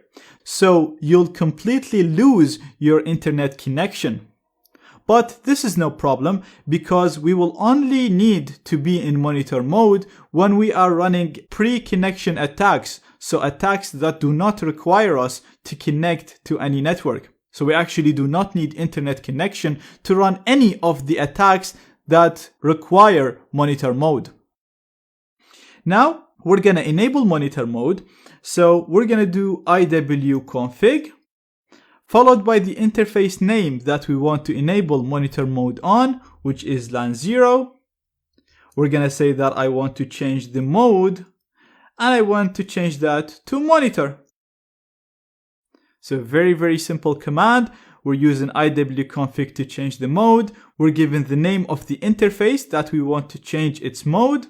We're saying I want to change the mode, and I want to set it to monitor mode. Now if I hit enter, you'll see the command will run with no errors, which means the command got executed properly. And finally, we'll need to enable the interface, again similar to what we did when we changed the MAC address. So we just have to do ifconfig LAN 0 up. That's done. Now if I run iwconfig again, you will see that the mode is set to monitor now. So basically, this interface now can be used to capture any packet that is within our range, not only the packets that are directed to this computer. That's why in the future, you'll see how we can use it to sniff packets, to analyze them, and even break into networks. So in the future, if I say use your interface in monitor mode, this is what I mean. You'll basically have to enable monitor mode as shown in here. Now, I've also included a YouTube video in the resources of this lecture to show an alternative method to enable monitor mode. Just in case you got errors with this method, or you tried to follow something that I do in the next lectures and it didn't work, then you can come back and try the alternative method. But if this worked and if monitor mode is enabled successfully, then you don't need to watch that video, you can just continue with the course. One more thing to keep in mind, not all wireless adapters support monitor mode. So for this to work, you need to make sure that your actual adapter supports monitor mode. There are a number of adapters that support that, and I've included another video, again in the resources, of me talking about wireless adapters, how to pick the best one, and which ones that I recommend and use when I'm testing the security of networks. Now that we have enabled monitor mode on our wireless interface, we are able to capture all the Wi-Fi packets sent within our range. Even if the packet is not directed to our computer, even if we're not connected to the target network, and even without knowing the key or the password to the target network. So all we need right now is a program that can capture these packets for us. The program that we're going to use is called AeroDump-ng. It's part of the AirCrack-ng suite, and it's a packet sniffer, so it's basically a program designed to capture packets while you're in monitor mode.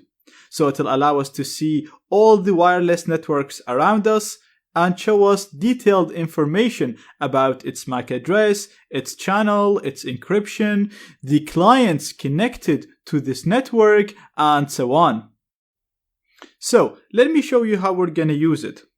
First of all, you need to enable monitor mode on your wireless adapter as shown in the previous lectures. So if I go to my Kali machine and run iwconfig to list all the wireless devices on this computer, you'll see that I have an interface called Mon0, and this interface is in monitor mode. Now, depending on the way that you enabled monitor mode, this can be called LAN 0, it can be called LAN 0 Mon, it doesn't really matter. You just want to make sure you enable monitor mode using one of the methods shown before, and then use the name of the adapter that is in monitor mode when you run AeroDump-ng. Now to run AeroDump-ng, we're just going to type the name of the program, which is AeroDump-ng, followed by the name of my wireless adapter in monitor mode, which is Mon0, as you can see in here. So the command is very simple. We're typing the program name, which is AeroDump-ng, followed by the name of my interface in monitor mode. If I hit enter, you'll see it'll start working, discovering all the wireless networks around me and displaying useful information about them. This program will continue working unless you quit it, and to quit this program, you have to press Ctrl-C from your keyboard. You can actually use Ctrl-C to quit any running program in your terminal. Now that we stopped the program, let's analyze the output so we understand what it's showing us. So first of all, if we look at this column, the ESSID column, it should be a little bit familiar to you.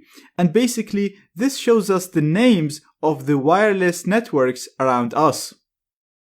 So if I just go to my Mac machine and look for wireless networks, you'll see the same names that we see in here displayed under the ESSID.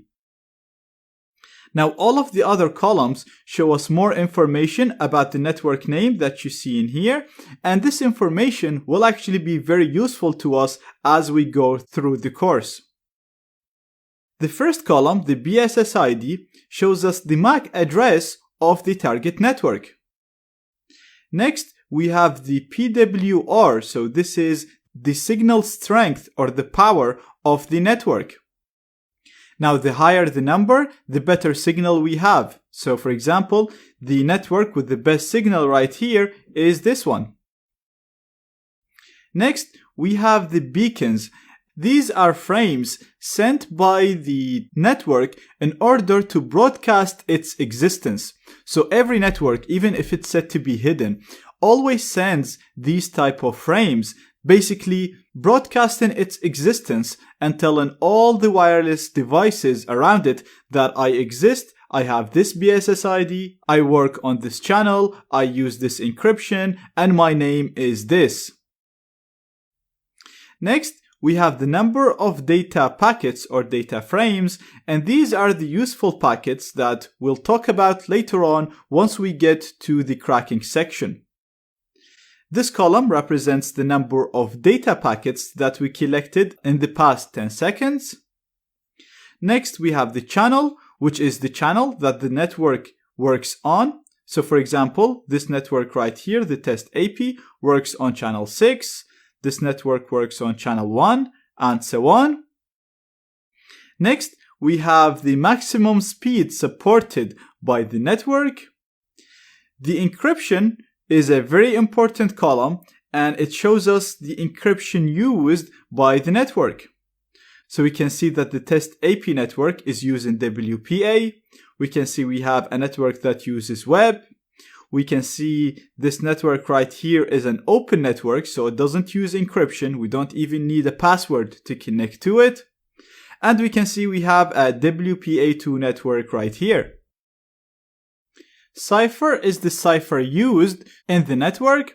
So we can see here we have CCMP, we have web, and we have CCMP again here. Auth is the authentication used on that network. And in here we can see it's PSK, pre-shared key, and MGT for this network. Now don't worry about the INC, the cipher, and the auth. We will talk about breaking into all these networks into web, WPA, and WPA2 in the gaining access section. And finally, you can see we have the ESSID section, which shows the name of the network. So this is what you see when you look for networks in your network manager. So that's it for this lecture. I just wanted to give you a quick look on how to discover all the networks around us using AeroDump-ng. Don't worry about AeroDump-ng too much now. We're going to be using it a lot in the next lectures, and you'll get very comfortable with using it as we go through the course. In this lecture, I'd like to talk about Wi-Fi bands. The band of a network defines what frequency it can use to broadcast the signal. This means it also defines the frequency that the clients or the computers need to be able to support and use in order to be able to connect to this network. The two main frequencies used in Wi-Fi networks are 2.4 and 5 GHz. Now, previously, when we used AeroDump-ng, we were only sniffing on the 2.4 GHz frequency. You can see, first of all, my wireless adapter is in monitor mode, Mon 0 in here. So if I just do AeroDump-ng Mon 0,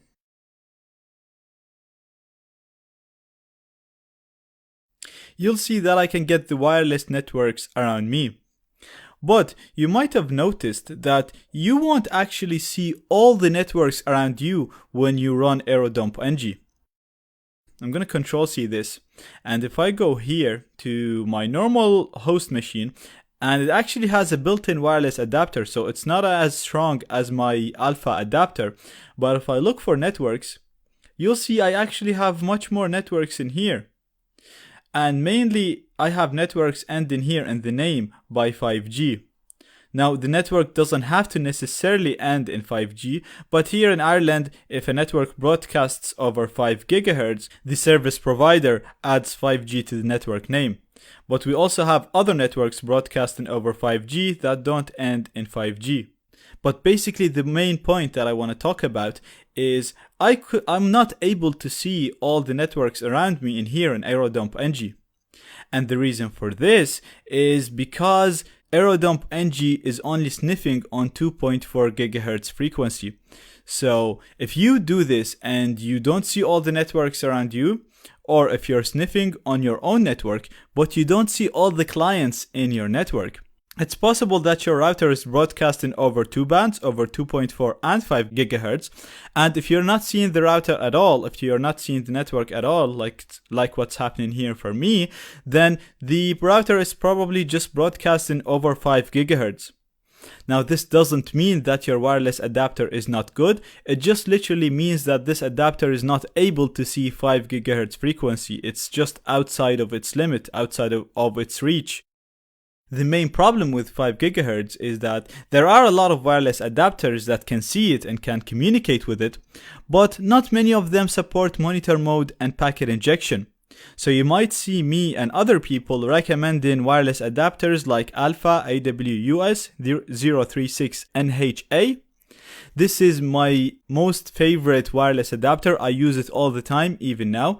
But the problem with that adapter is it doesn't pick up 5 gigahertz frequency. So it doesn't mean that that adapter is bad, it just means that it can't see 5 gigahertz frequency.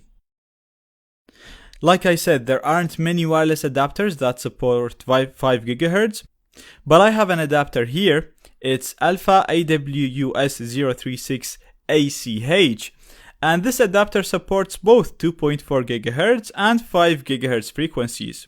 It's not as good as the Alpha, but it does the job. Now, if you want more information about wireless adapters, check out the link in the resources. I'm not going to talk a lot about what wireless adapters do. But in this lecture, I want to show you how to sniff and discover 5 gigahertz frequency networks, and then so that you can use all the attacks that you've learned in my other lecture and in my previous videos with 5 gigahertz networks. So, the adapter that I'm using right now supports 5 gigahertz, but as you can see, I still can't pick up these networks. That's because I need to specifically tell AeroDumpNG that I want you to listen on 5 gigahertz frequencies and 5 gigahertz channels. To do that, all we have to do is just do AeroDumpNG, like we always do. And then we're going to use a new argument that we haven't seen before, and this argument is called band. And we're going to tell it that I want you to sniff on band A, and that's the band that supports 5 gigahertz frequency. And then I'm just going to give it the name of my wireless adapter in monitor mode, which is Mon0. So the command is very simple. It's very similar to what we've used before. And all we have to do is just type in AeroDumpNG, followed by the band. And the band that we want to use is A. And we're following that with our wireless interface. So I'm going to hit enter. And as you can see, as soon as we hit this, I'm actually just going to do Control-C now because you can see the results. You can see that we got much more networks right now. And we have the 5 gigahertz network. So we have this network and this network that we weren't able to see. We have the Jameson Whiskey network as well. And basically we're able to capture all the networks that use the 5 gigahertz frequency. Now what you can also do, let me clear the screen. You can specify multiple bands using the band argument. So again, using the same command, instead of just saying band A, we can do band A, B, G. And what this will do is it'll tell AeroDumpNG to capture data on both 2.4 and 5 gigahertz frequencies at the same time. So let me show you. So as you can see right here, we're capturing some 2.4 gigahertz networks and we're capturing 5 gigahertz networks as well at the same time. And we'll also be able to discover clients connecting to both bands. The only problem with using AeroDump like this is, first of all, you need a powerful wireless adapter to do this. Also, it'll be slightly slower than only sniffing on one band, because when you're sniffing on two bands, you have a lot of channels that AeroDumpNG has to hop on all of them and discover clients and networks broadcasting on these channels. So, if you want quicker results, then you're better off just specifying the band A when you want to sniff on 5 gigahertz frequencies and just not specify the band when sniffing on 2.4. But as you can see, you can just run the command like so with band ABG, and this way you'll be able to capture data sent over 2.4 and 5 GHz frequencies. Also keep in mind, in order to sniff data on 5 GHz frequency, like I said, your wireless adapter needs to be able to support this band. So simply adding the band argument will not work unless your wireless adapter can support and can sniff data on this band. One more thing that I want to note, I've actually said this before. If you run AeroDump-ng against a network and you see some devices missing, then there is a high chance that these devices are connected over 5 GHz. So again, use the band A and then you should be able to see these devices. In the last lecture, we've seen how to use AeroDump-ng to list all the networks around us and display useful information about them.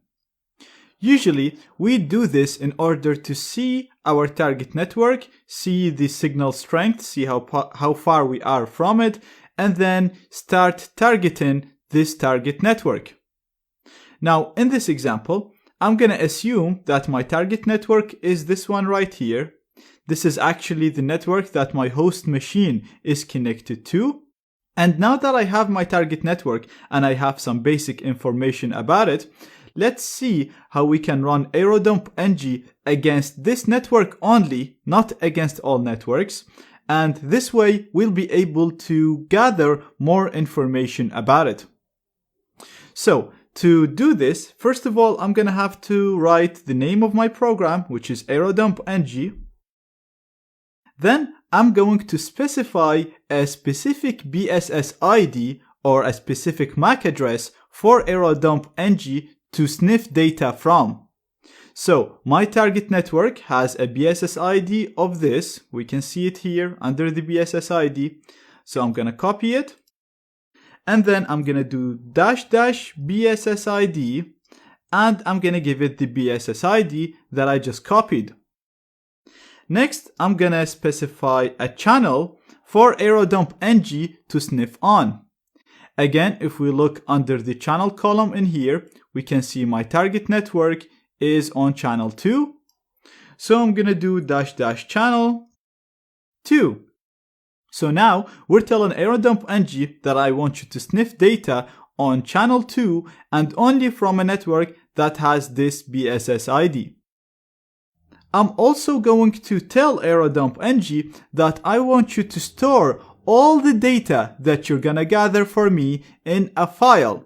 So I'm gonna say --write, and then I'm gonna type a file name, and let's call this test. And at the end, as usual, I need to give it the name of my wireless adapter in monitor mode, which is mon0 in my case. So, very simple command. Let's go over it one more time. We're doing AeroDump-ng, that's the name of the program that I want to use. I'm telling it that I only want you to sniff data from a specific BSS ID. Then I'm giving it the BSS ID of my target. Then I'm telling it I want you to only sniff data from a specific channel. And I'm giving it the channel that I wanted to sniff data from. Again, we can get it from here, it's number 2. Finally, I'm telling it that I want you to write all the data that you're going to capture in a file that we're going to call it test. And then I'm giving it my wireless adapter in monitor mode, which is mon0. Now I'm going to hit enter.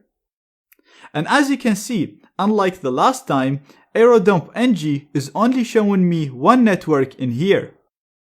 This is the network that I wanted it to sniff data on. And we can also see we have a completely new section right now. So when I ran AeroDump-ng in the previous lecture, you seen I only had the networks in here and I had nothing here at the bottom. But now you can see we have more entries in here at the second section of AeroDump-ng. And basically anything that you see here in the second section, these are the clients or the devices connected to this network.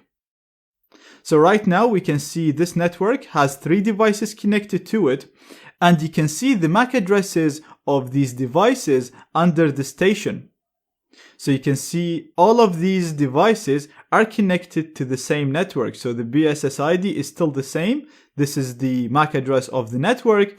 And under the station, we have the different clients or different devices connected to this network. We can also see the power. So this is the signal strength of each of these devices. We can see the speed. We can see the amount of data lost. We can see the amount of frames or packets that we have captured. And we can see if any of these devices are still probing for networks. So sometimes when you run AeroDump-ng against all networks, you'd still see this section and you'd see that some devices are not connected and they're literally trying or looking for networks. So you'd see the name of the networks that they're looking for under the probe.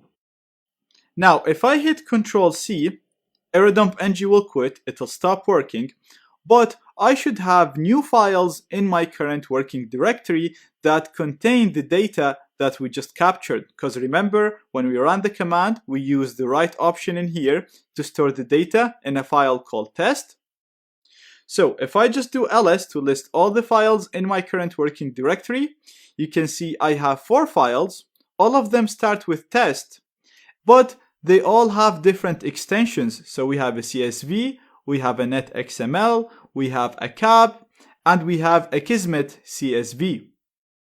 Now also notice that AeroDump-ng automatically appended -01 to each of these files. So in the future, when you go and try to use the capture file, make sure you append -01 to the file name that you specify in the command. Now, the main file that we're going to be using is the cap file. Again, this file contains the data that we captured during the period that AeroDump-ng was working on in here. And basically, this file should contain everything that was sent to and from my target network. So it should contain URLs, chat messages, usernames, passwords, or anything that any of these devices did on the internet. Because anything that they have to do will have to be sent to the router, as we've seen before. The only problem is, if you look at the encryption in here, you can see that my target network uses WPA2 encryption. So all of the data sent between the router and the clients is encrypted.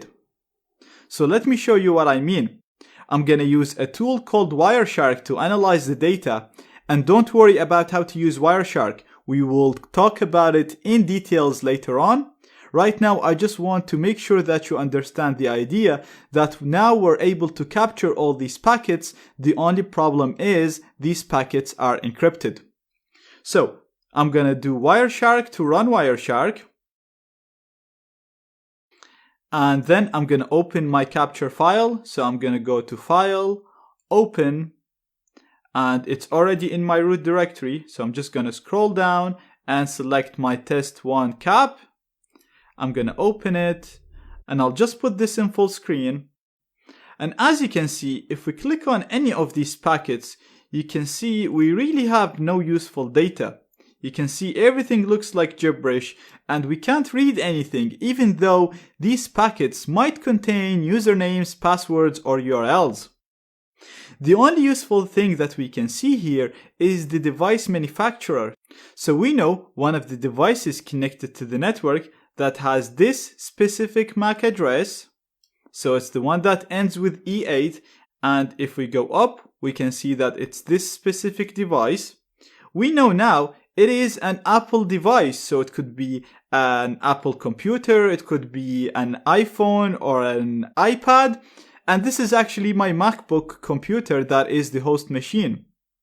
Again, we can see we also have a device that's using a Huawei chipset. So this can be a phone or it could be the router. And if you look at the MAC address here and compare it to the MAC addresses that we have here, you can see that this is actually under the BSSID. So this is the MAC address of the router. So now we know that the brand of my router is Huawei. So We can gather more information by opening this file in Wireshark, and we can kind of guess what computers are there and what operating systems they use. But this is not detailed enough, and the main problem with this is the fact that the network is using encryption. Now, in the next section, we're going to be talking about how to break this encryption, and once we do, you'll see how we can see the passwords, the usernames in plain text, and you'll also see how we can map all of the computers on the same network, gather detailed information about them, hack into them, and do some really cool stuff. Now, you should guess by everything that I said so far, if this network was an open network, if it was a network that does not use any passwords, then you would have been able to actually see all the URLs and everything that they do in here. But again, if you can't connect to the network without a password, then you'll automatically be at the post connection section. And in that section, like I said, we're gonna talk about some really cool attacks that you can do once you have the password or once you can connect to the network.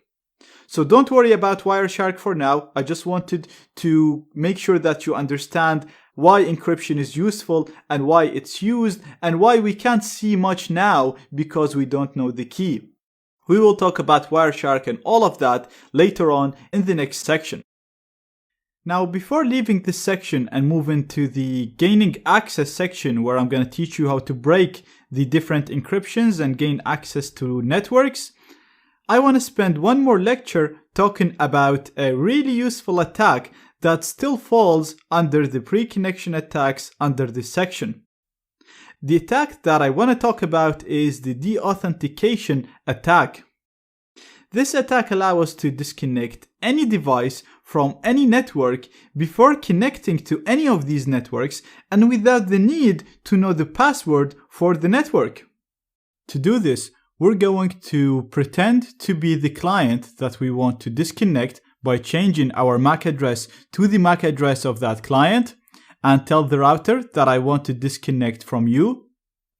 Then we're going to pretend to be the router again by changing our MAC address to the router's MAC address and tell the client that you requested to be disconnected, so I'm going to disconnect you. This will allow us to successfully disconnect or deauthenticate any client from any network. Now, we're actually not going to do this manually. We're going to use a tool called AirPlay-NG to do that. From the previous lecture, we know that this MAC address right here belongs to an Apple computer. And like I said, this Apple computer is actually my computer right here. And as you can see, this host machine is connected to this network right here, which is the same as the one that you see in here. And it actually has internet access. So if I just look for test, you'll see that I'm connected and I can look for things. I can use Google. So I have a proper working internet connection. Now, we're going to come back here and we're going to use a tool called AirPlay-NG to launch the deauthentication attack and disconnect this Mac computer from the internet. So we're going to type the name of the program, which is AirPlay-NG. We're going to tell it that I want to run a deauthentication attack. Then I'm going to give it the number of deauthentication packets that I want to send. So I'm going to give it a really large number so that it keeps sending these packets to both the router and the target device. Therefore, I'll disconnect my target device for a very long period of time. And the only way to get it back to connect is to hit Ctrl+C and quit AirPlay-NG. Next, I'm going to give AirPlay-NG the MAC address of my target network. So I'm going to do -A and give it the MAC address, which I'm going to copy from here. Then I'm going to use -C to give it the MAC address of the client that I want to disconnect. And the client that I want to disconnect is this client right here, which is the Apple computer, like we said. So I'm going to copy it and paste it here. If your target network runs on the 5 GHz frequency, then you'll have to add -D to the command in here. But my target, as you can see, it uses 2.4 GHz. Therefore, I don't need to do this. And I'm simply just gonna add my wireless card in monitor mode, which is mon0. Now, it's very important to understand that this command will only disconnect the target client from the specified network. So if there are other networks that the target client can connect to, it will automatically connect to them. So in many cases, it might connect to the 5 GHz version of the network, or it might connect to a completely different network that it already knows the password to. And if it's a mobile device, it might even continue to have internet access through its mobile data plan. So it might seem like the attack did not work, but it actually worked, and the client just disconnected from this network and is using another network. To solve this, all you have to do is simply open up a new terminal window and run the exact same command, but this time target the new network that the client connected to. I actually covered that along with more advanced topics in my advanced network hacking course. Check out the bonus lecture, the last lecture of this course, for more information about my advanced network hacking course and all of the other courses that you can take along with this course.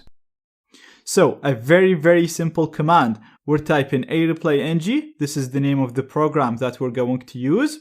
We're doing --d-auth to tell areplay-ng that I want to run a deauthentication attack.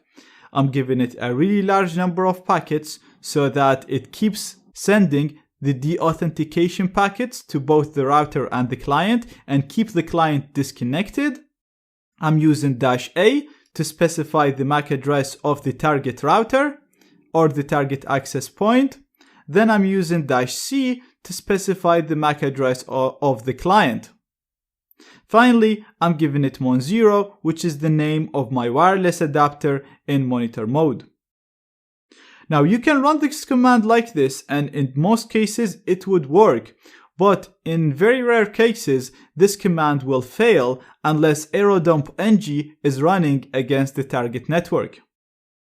So what I'm going to do now is I'm going to go back to my first terminal in here, and I'm going to run aerodumpng using the command that we've seen before. And I don't want to write anything to a file, so I'm going to remove the write argument. So I'm just doing a normal aerodumpng command. I'm literally just giving it the BSS ID of my target network, and I'm giving it the target channel.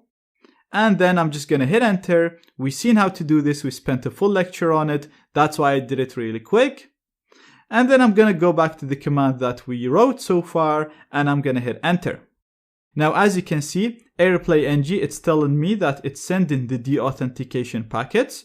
And if we go back here and look up, you can see that I actually lost my connection and I'm trying to connect back. So obviously, if I try to look for anything, so let's say test2, you'll see I'll get stuck and nothing will load for me. So the only way for me to connect back is if I go back here, if I quit this by doing Ctrl+C, quit this again, and now my machine should be able to connect back and restore its connection. This is actually very handy in so many ways.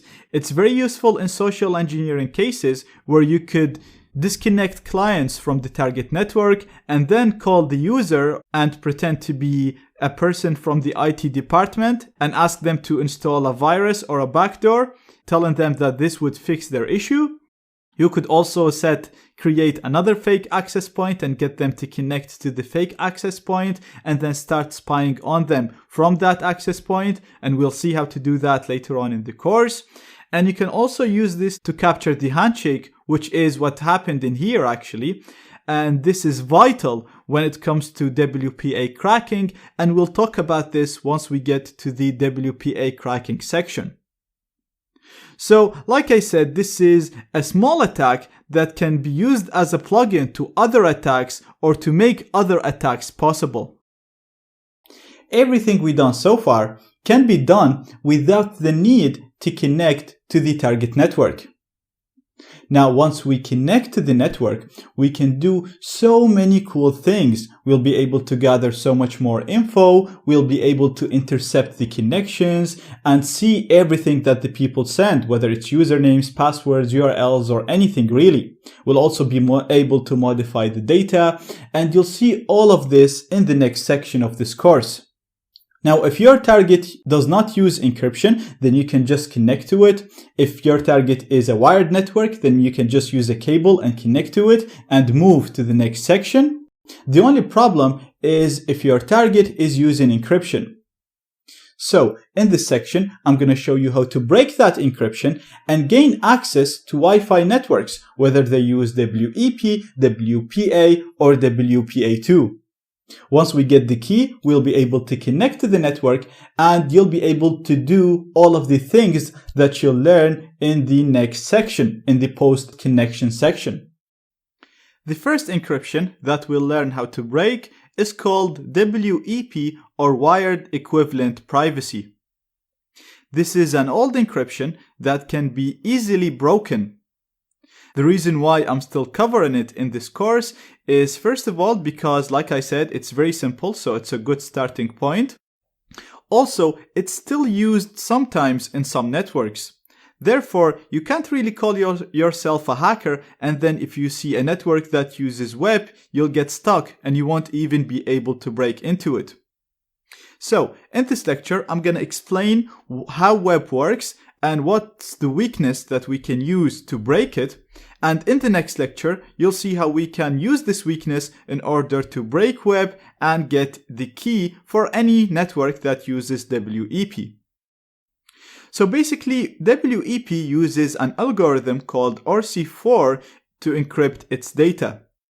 So the way this works is basically, if a client wants to send something to the router, and let's say it wants to send this text data to send to the router, it'll first encrypt this using a key.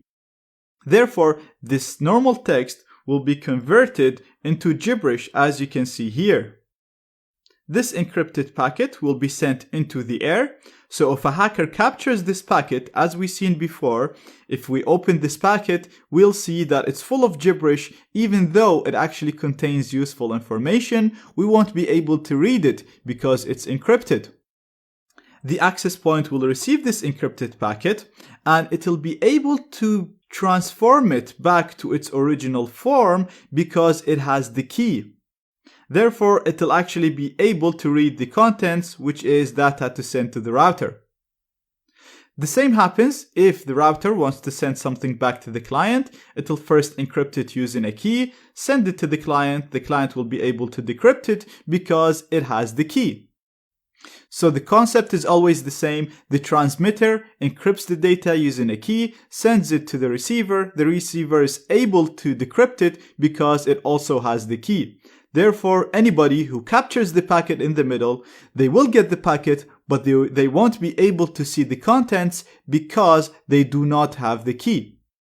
So the algorithm and the way RC4 works is actually fine. The problem is with the way that WEP implements this algorithm. And to understand this, let's zoom in a little bit more on each step. So going back to the first step, we have the client trying to send data to the router, and the data that it wants to send is data to send to the router. So in order to encrypt this, WEP tries to generate a unique key for each packet.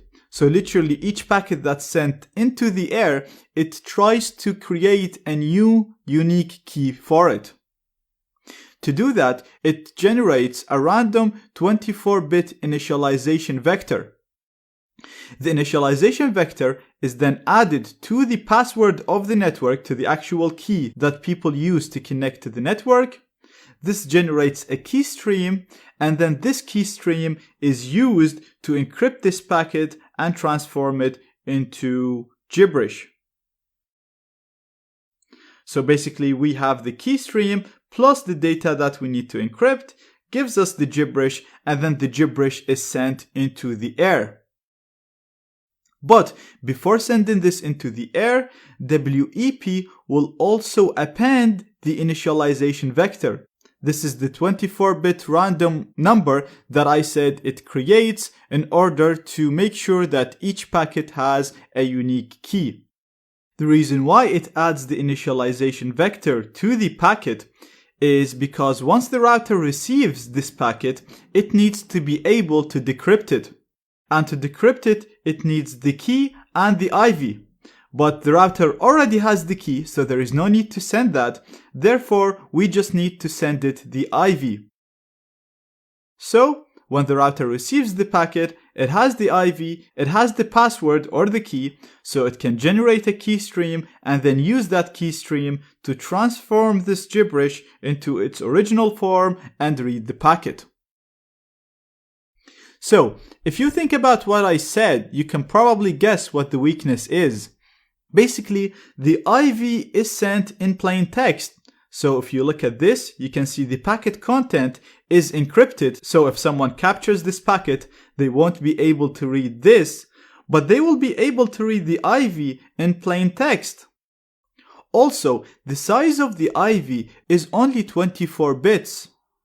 Now, considering the huge amount of traffic that can be generated on a Wi-Fi network, this number is not big enough, and the IVs will start getting repeated in a busy network. This makes WEP vulnerable to statistical attacks, so we can use a tool called aircrack-ng to determine the key stream once we have enough repeated IVs, and from that it will also be able to crack WEP and give us the key to the network. So from the previous lecture, we know in order to crack WEP, we need to first capture a large number of packets. This means that we'll capture a large number of IVs. The IVs, because they are short, they will be repeated. Therefore, we'll be able to use a tool called aircrack-ng to run statistical attacks and crack the web key. So we're using aerodump-ng to capture the data, and we've seen how to do this before. Then we're using aircrack-ng to analyze this data and break the key. Let's see how to do this in practice. So I already have my wireless adapter in monitor mode, and it's called Mon0. I've also already run aerodump-ng to list all the networks around me. And as you can see, I have only one network using WEP.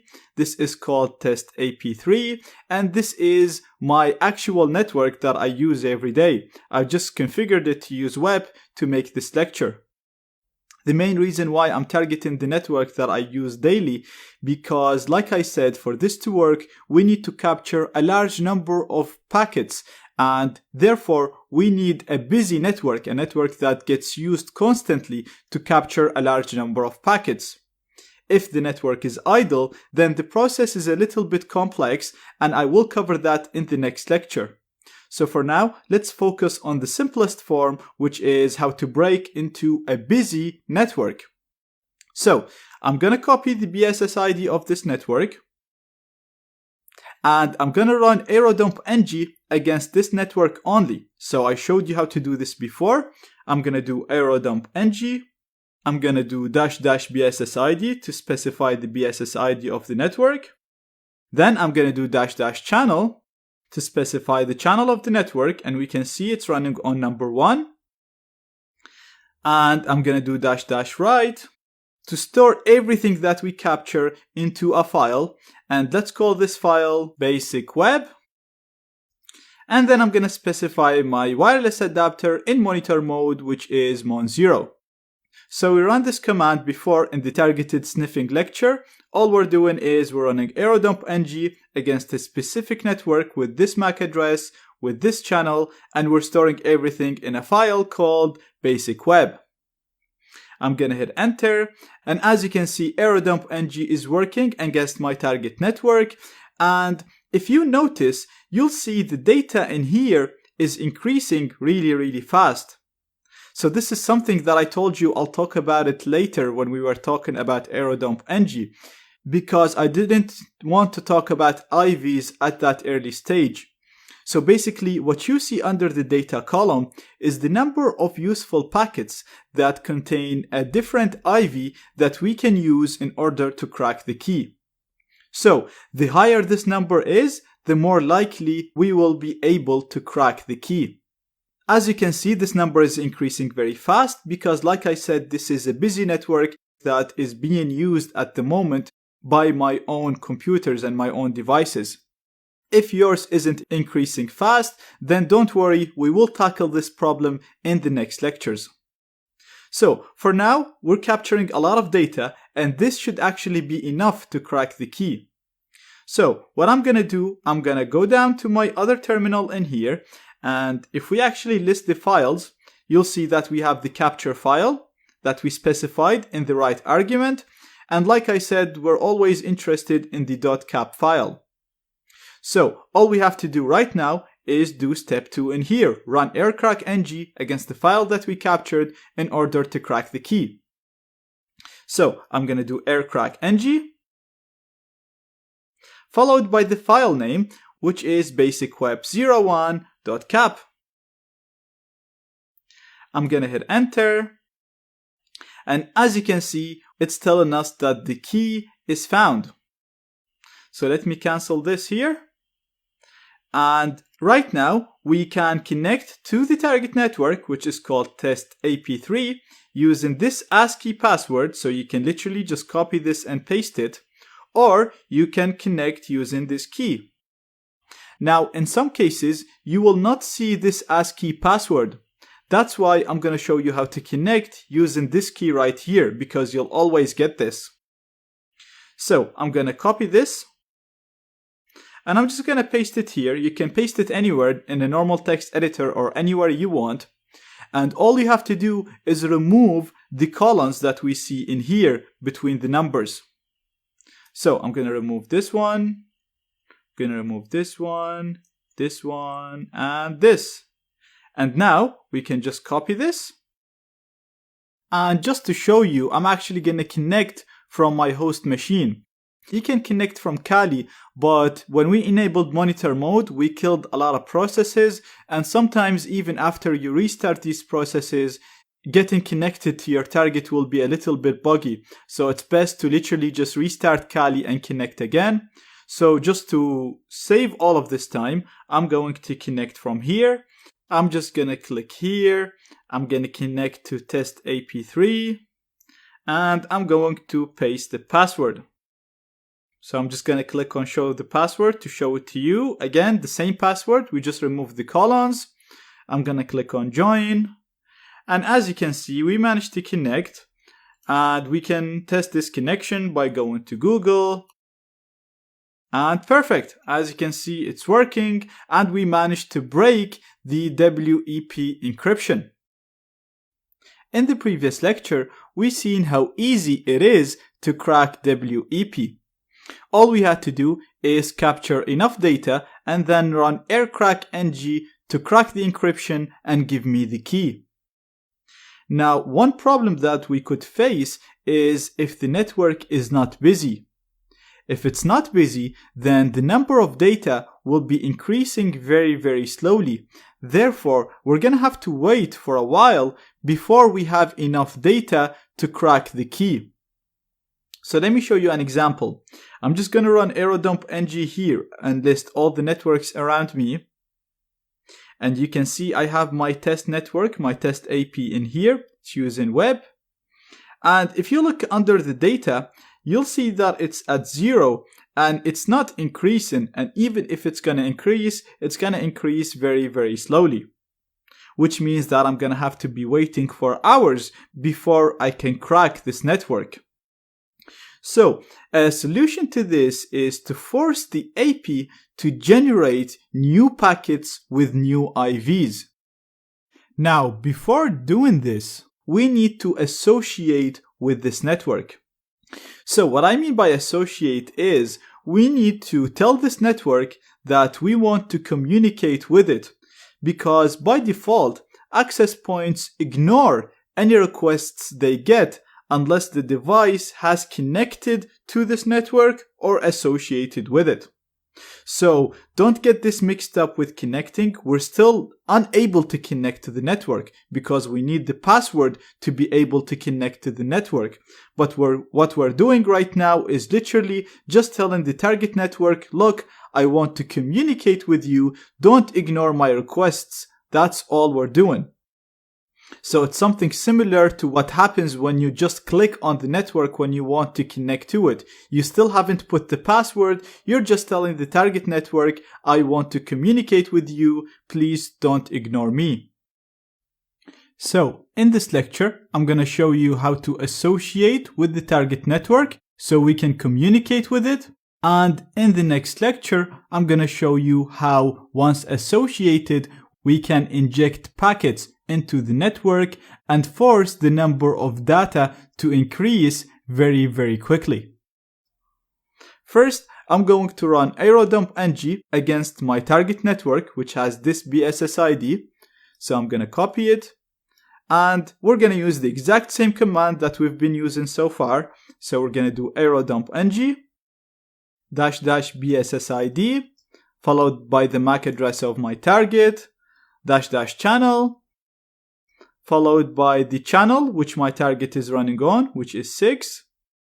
And we're going to store all of this, so we're going to do --write, and we'll call this file ARP replay because that's the name of the attack. And then I'm going to put my wireless adapter in monitor mode, which is mon0. So a very simple command that we done before. We're using aerodump-ng to capture data from a network with this MAC address running on this channel. We're storing everything in a file called ARP replay. I'm gonna hit enter, and as you can see, it's running against my target. And notice the data is increasing really, really slow, or it's actually not increasing at all right now. Now, to associate with this network, we're going to use a program called areplay-ng. So we're going to type areplay-ng, followed by --fake auth, because we want to do a fake authentication attack. We're going to put 0 because we only want to do this once. We're going to do -a to specify the MAC address of the target network. So I'm going to paste it. I've already copied it. Then we're going to do -h to specify the MAC address of my wireless adapter. And to get the MAC address of my wireless adapter, I'm going to do ifconfig. And it's the first 12 digits of the unspec field. Usually you'd see it after the ether, but when you enable monitor mode, it'll show up like so. So I'm going to copy this. And I'm going to paste it here. And I'm going to replace the minuses with colons. And that's it. It's done. And finally, I'm just going to give the name of my wireless adapter in monitor mode. So a very simple command. We're using areplay-ng, which is a tool that can be used to run a number of attacks. And we've seen using this with the deauthentication attack. We're telling it that we want to run a fake authentication attack. We want to do this once. We're giving it the MAC address of my target network after the A. Then I'm giving it the MAC address of my wireless adapter after the H. And finally, I'm giving it my wireless adapter in monitor mode. Now, before I run this, notice in here under the auth, we have nothing. And we don't have any clients showing up in here at the bottom. Now, if I hit enter, you can see under the auth, it's showing up as open. And you can see we have a new client here associated with the network. If you look in here, you'll see this is the MAC address of my target network. And right here is the MAC address of my wireless adapter. So right now I am associated with the target network, and if I send it anything, it's going to accept it and it's going to communicate with me. Again, I am not connected to the network. I still can't use the internet. I'm literally just associated with the network so I can communicate with it. Now, in the next lecture, I'm going to show you how we can communicate with this network in a way to force it into generating new packets with new IVs, which will allow us to crack the key very quickly. Now that we have associated with our target network, we can start communicating with it and it won't ignore us. So now we can go and start injecting packets into the traffic to force the access point to generate new packets with new IVs. This will increase the number of data really quickly, allowing us to crack WEP networks in minutes, even if the network was not busy like the one that we are targeting right now. Now there are a number of ways to do this, but in this course I'm going to explain the most reliable method, which is using an ARP request replay attack. I actually explain other methods in my network hacking course, but they are a little bit more complex and have less success rate. So this is the most reliable method and it should work against most networks if you have a good signal and a good wireless adapter. So the idea behind this method is to wait for an ARP packet, and I'll talk about ARP in more details later on. So for now, just think of it as a special type of a packet that we're going to be waiting on. Once this packet is sent in the network, we're going to capture it and retransmit it. Once we do this, the router is forced to generate a new packet with a new IV. So, by repeating this process, we will be forcing the router to continuously generate new packets with new IVs. Then, once we have enough data, once we have enough IVs, we can run aircrack-ng exactly as we seen before and crack the key. So let me show you how to do this in practice. Now, as you can see, I'm already running aerodump-ng against my target network, and I have already associated with it as shown in the previous lecture. So the only thing that's left right now is to run the ARP replay attack in order to inject packets into the traffic and force the router to generate new packets and increase the number of data. To do that, we're going to use areplay-ng again, and the command is actually going to be very similar to this command right here. So I'm actually going to copy all of this because I'm lazy, and I'm going to clear this and paste the command here. Now, there are only a few things that I need to modify. First of all, I don't want to run a fake authentication attack, so I'm going to remove all of this, and I want to run an ARP replay attack. Also, this attack does not take a number, so I'm going to remove this number. And I'm also going to replace the A with a B. And we're done. So if you look at it, you'll see it's actually very similar to this command right here. We're using areplay-ng, but instead of doing a fake authentication attack, we're doing an ARP replay attack. We're giving it the MAC address of my target network after the B instead of the A. Then we're giving it the MAC address of my wireless adapter after the H, which is identical to this. And then we're giving it my wireless adapter in monitor mode. Now, I'm actually going to associate again before I do that. And then I'm going to hit enter here. And what's happening right now is my wireless adapter is waiting for an ARP packet. Once there is an ARP packet transmitted in this network, it's going to capture it and it's going to retransmit it. Once it does that, the access point will be forced to generate a new packet with a new IV, and we'll keep doing this, forcing the access point to continually generate new packets with new IVs. So you should just wait for it right now. We're literally just waiting for an ARP packet to be sent in the air. And as you can see, the number of data is increasing now very quickly, which means that we actually managed to capture an ARP packet. This ARP packet got retransmitted, forced the router to generate a new packet with a new IV, and we are continually doing this process, forcing the router to generate new packets with new IVs. So right now we can go ahead and run aircrack-ng to crack this network. And before I do that, I'll actually just associate one more time. and then I'm gonna do aircrack ng and give it the name of the file which we're storing the data in, which is called arpreplay01.cap. So I'm gonna hit enter, and you'll notice the cracking process right now will actually require more data packets. The reason for this is I've actually modified the settings of this network so that it uses a 128-bit key, because in web you can either use a 64-bit or a 128-bit key, and obviously the 128 key is longer. Therefore, I actually modified the key length for this lecture to make sure it's the longest key possible, and as you can see, we still managed to get it within about 47,000 packets. We have the key right here in ASCII, and we have the key in here in hex, where we can use after we remove the colons.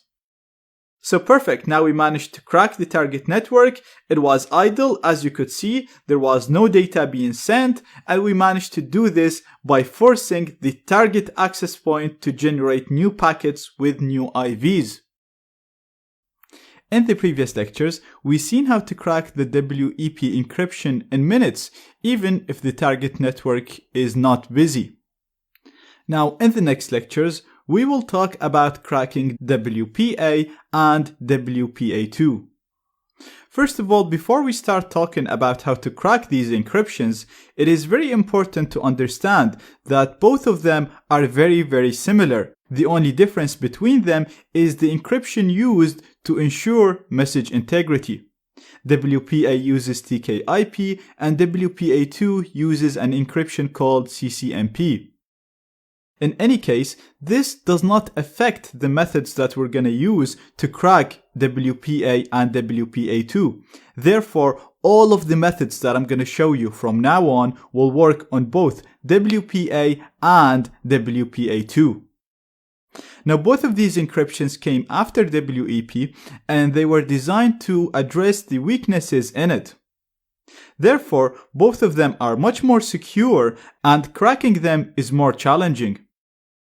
So, before we start talking about how to crack them, I want to cover a feature that, if enabled and misconfigured, can be exploited to recover the key without having to crack the actual encryption. The feature is called WPS. It allows devices to connect to the network easily without having to enter the key for the network.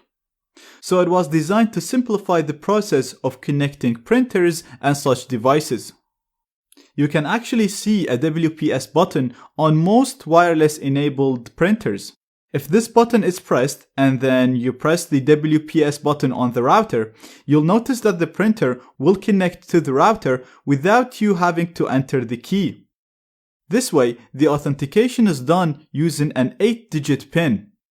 So you can think of this as a password made up of only numbers, and the length of this password is only 8.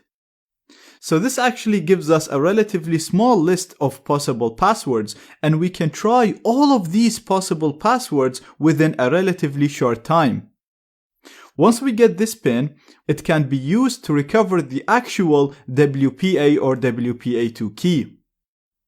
So as you can see, with this method, we are not exploiting WPA or WPA2. We are actually exploiting a feature that can be enabled on these encryptions. So for this to work, first of all, we need WPS to be enabled on the network because it can be disabled. Also, it needs to be misconfigured, so it needs to be configured to use a normal PIN authentication and not a push button authentication. If push button authentication is used, then the router will refuse any pins that we try unless the WPS button is pressed on the router. Therefore, the method will not work if push button or PBC is enabled.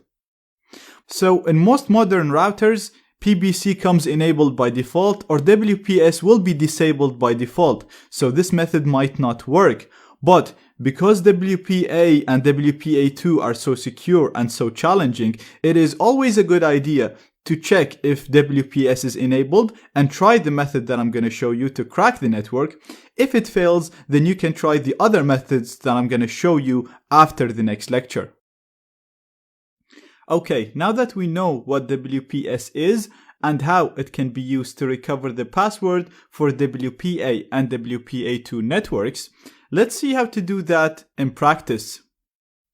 So, right here I have my Kali machine. I've already enabled monitor mode on my wireless adapter on Mon 0. Now usually we use AeroDumpNG to see all the networks around us. But right now we want to see the networks that have WPS enabled, but because like I said, it's just a feature and people can turn this feature off. So first of all, I'm going to use a tool called Wash to display all the networks around me that have WPS enabled. So we're going to do wash --interface and give it my interface in monitor mode, which is Mon 0. So all we're doing is wash is the name of the tool, interface to give it the interface, and Mon 0 is my wireless adapter in monitor mode. If I hit enter now, you'll see it'll list my network straight away. Now I pressed Ctrl C to cancel this, similar to AeroDumpNG, because it'll keep running unless you cancel it. And you can see this is my target network. It's called test AP. It's giving us the vendor of the hardware used in this network, in this access point. The LCK tell us whether WPS is locked or not, because sometimes WPS locks after a number of failed attempts. So right now this says no, which means that we can actually go ahead and try to guess the pin. It's giving us the version of WPS. It's using version 1. The signal strength is in here, the channel, and the BSS ID. Now I explained the meaning of all of these things before in my AeroDumpNG lecture, so I'm not going to talk about them now. If you forgot the meaning of any of these terms, please go back to the AeroDumpNG lecture. Now this network actually uses WPA2, so just to confirm this to you, if I go here to my host machine and just try to connect to it, you'll see that it's telling me that this uses a WPA2 password. But like I said, we don't care if it's WPA or WPA2 because we're going to be exploiting a feature in these encryptions, which is the WPS feature. So now that we know our target network uses WPS, there is a good chance that this attack will work against it. The only reason it might fail is if the target uses PBC or push button authentication. Like I said, if the target uses PBC, then it will refuse all the pins unless the button is pressed on the router, and therefore this attack will fail. The only way to know is to literally try this attack and see if it works. So I'm going to copy the MAC address of this network or the BSS ID. And the first thing that I'm going to do, similar to what we did with WEP, I'm going to associate with the target network using a fake authentication attack. So basically I'll be saying, I want to communicate with you, please don't ignore me, so that when I run the attack, the network will start accepting the pins and not ignore me. So to associate, we're going to use the exact same command that we used when we did it with WEP. So we're going to use a reply ng. We're going to tell it I want to run a fake authentication attack. We're going to give it the delay. So this is the time to wait between association attempts. Previously we set it to 0 and we had to do this manually every now and then. Right now I'm going to set it to 30 so that we associate with the target network every 30 seconds. Then I'm going to do -A to give it the MAC address of my target, and -H to give it the MAC address of my wireless adapter in monitor mode, and we've seen that we can get this by doing ifconfig and copy it from here. We said it's the first 12 digits, and I'll just replace the minus with the colon. And finally, I'm going to give it the name of my wireless adapter in monitor mode, which is Mon 0. So I explained this in details before. That's why I did it quickly. If you don't remember how I did this, please go back to the fake authentication attack lecture. So the command is ready now, but I'm not going to execute it. I'm gonna go down to the bottom terminal and run Reaver, which is the program that will brute force the pin for me, and only then I will associate with the target, because otherwise areplay ng will fail to associate with my network. So I'm gonna move to this terminal right here, I'm gonna clear the screen, and we're gonna run Reaver, which is the program that's going to brute force the pin. So it's going to try every possible pin until it gets the right pin. Once it has the right pin, it'll use it to compute the actual WPA key. So using Reaver is very simple. It's very similar to everything we've been doing so far. So first of all, we have to type the program name, which is Reaver. Then I'm going to do --BSSID to give it the MAC address of my target network. So I'm just going to paste it. Then I'm going to do --channel and give it the channel of the target network, which is 1. Then we're going to do --interface and give it my wireless adapter in monitor mode, which is mon0. So a very simple command. We're using Reaver. This is the name of the program that will do the brute forcing for us and give us the key. We're giving it the BSSID, the MAC address of my target. We're doing --channel to give it the channel that my target is running on. And we're doing --interface to give it the name of my wireless adapter in monitor mode.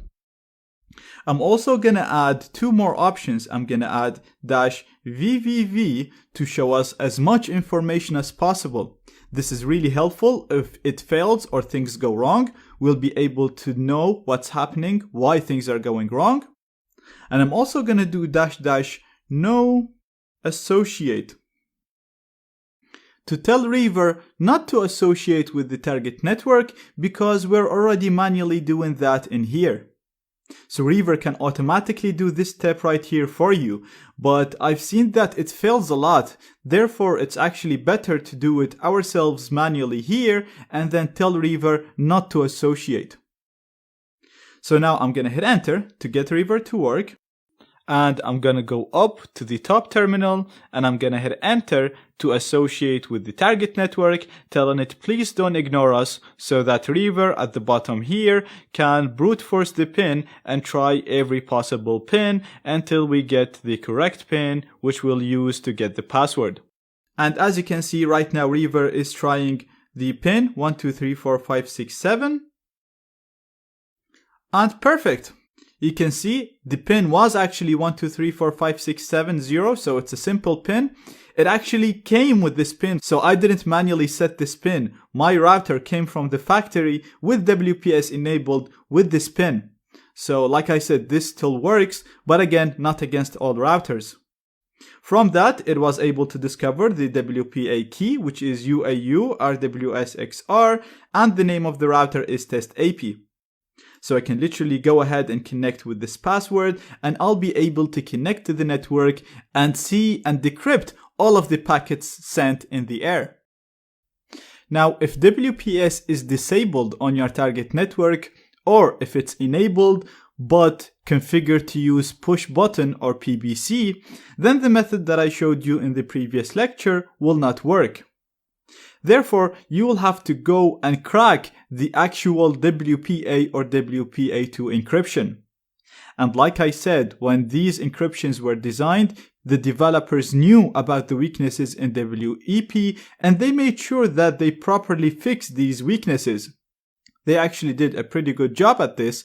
Therefore, we cannot use the same method used in WEP to crack WPA and WPA2.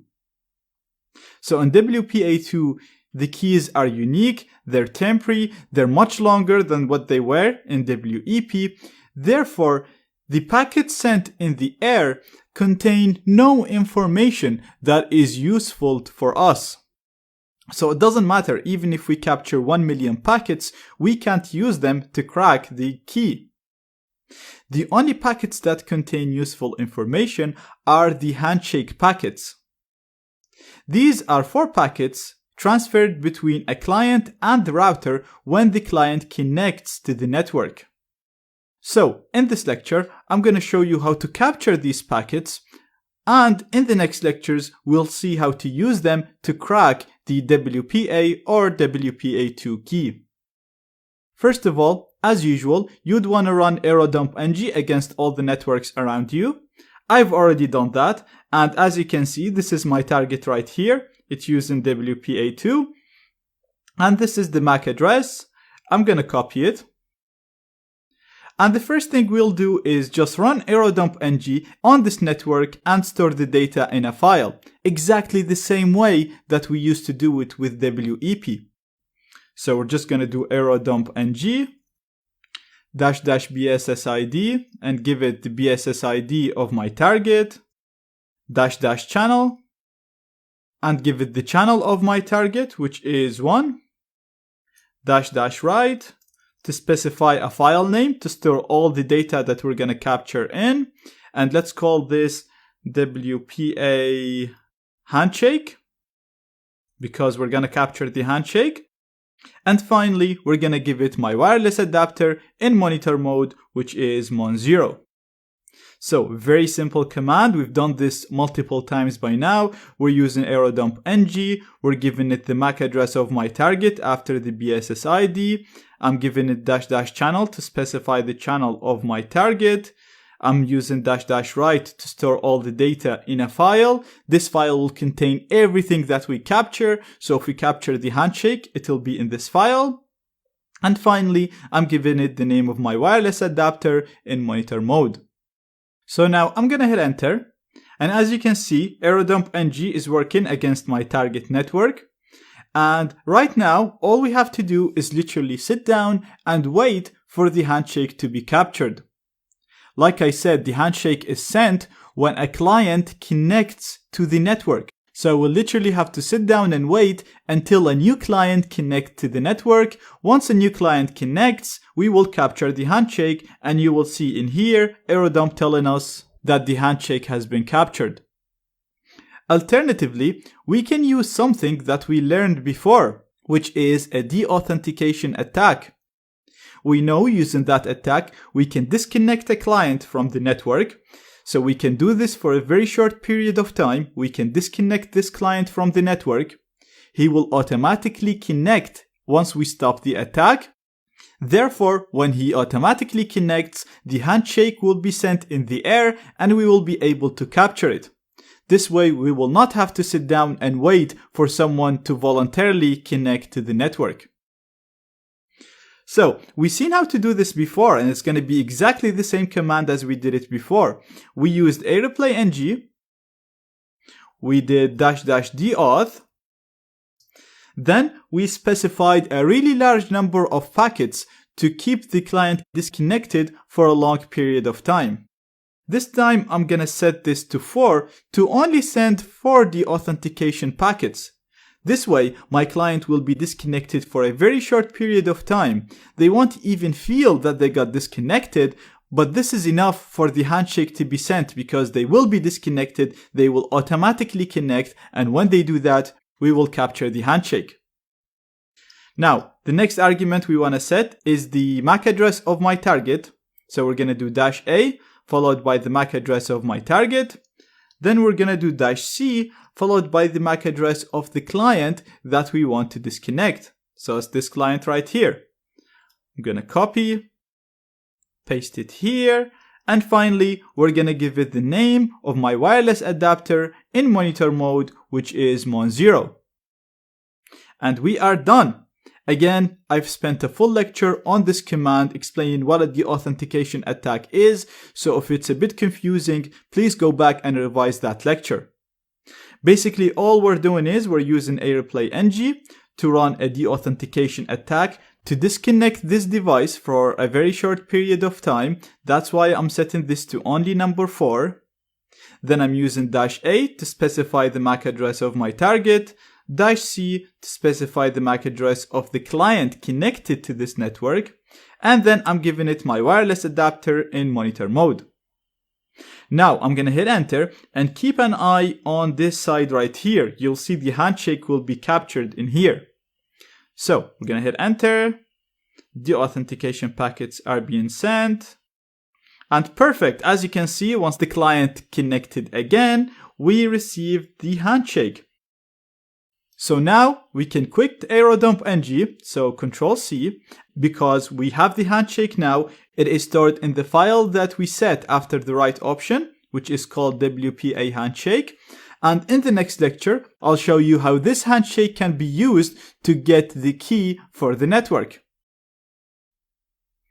From the previous lectures, we learned that when it comes to WPA and WPA2, the only packets that contain some information that can help us with cracking the key are the handshake packets. And in the last lecture, we learned how to capture the handshake and store it in a file. Now, the handshake does not contain any information that can help us to recover or recalculate the WPA key. The information in it can only be used to check whether a password is valid or not. Therefore, what we're going to do is to create a word list, which is basically a big text file that contains a large number of passwords. Then go through this file, go through the passwords one by one, and use them with the handshake in order to check whether this password is valid or not. You can actually download ready word lists from the internet, but in this lecture, I want to teach you how to create your own word list, and in the next lecture, I'm going to explain to you how the word list and the handshake are used in order to recover the password, and we'll see how to do that in practice. So in this lecture, we're going to learn how you create your own word list using a tool called Crunch. This is a really handy skill to have under your belt if you want to be a penetration tester, because you're going to face a lot of scenarios where a word list attack can become very handy. So using the tool is very simple. All you have to do is just put the name of the tool, and then you specify the minimum number of characters for the passwords to be generated. Then we're going to specify the maximum number of characters for the password. Then you specify the characters that you want to generate passwords from. For example, you can put all lowercase characters, all uppercase, you can put numbers, digits, or you can just specify a smaller number to make the word list smaller. You can also use the option T, which is an optional, to give a pattern. So for example, let's say that you were looking at the person while they were typing their password, and you've seen that the password will start with an A. So you can tell Crunch that the password will start with an A, and then give me all possible combination of passwords that start with an A. And after that, we use the -O option to specify the file name where the passwords are going to be stored. So we have a small little example here that will generate a list of passwords that start from 6 characters to 8 characters. And contain these characters right here. So it's going to create combinations of 1, 2, 3, ABC, and the $sign. And it's going to store it in a file called word list. And these passwords are going to start with an A and end with a B. And it will generate passwords based on all possible combinations between the A and the B. So all of the generated passwords will always start with A and end with B. So let's have an example of the tool. Now the tool actually have a lot of options other than what we've seen so far.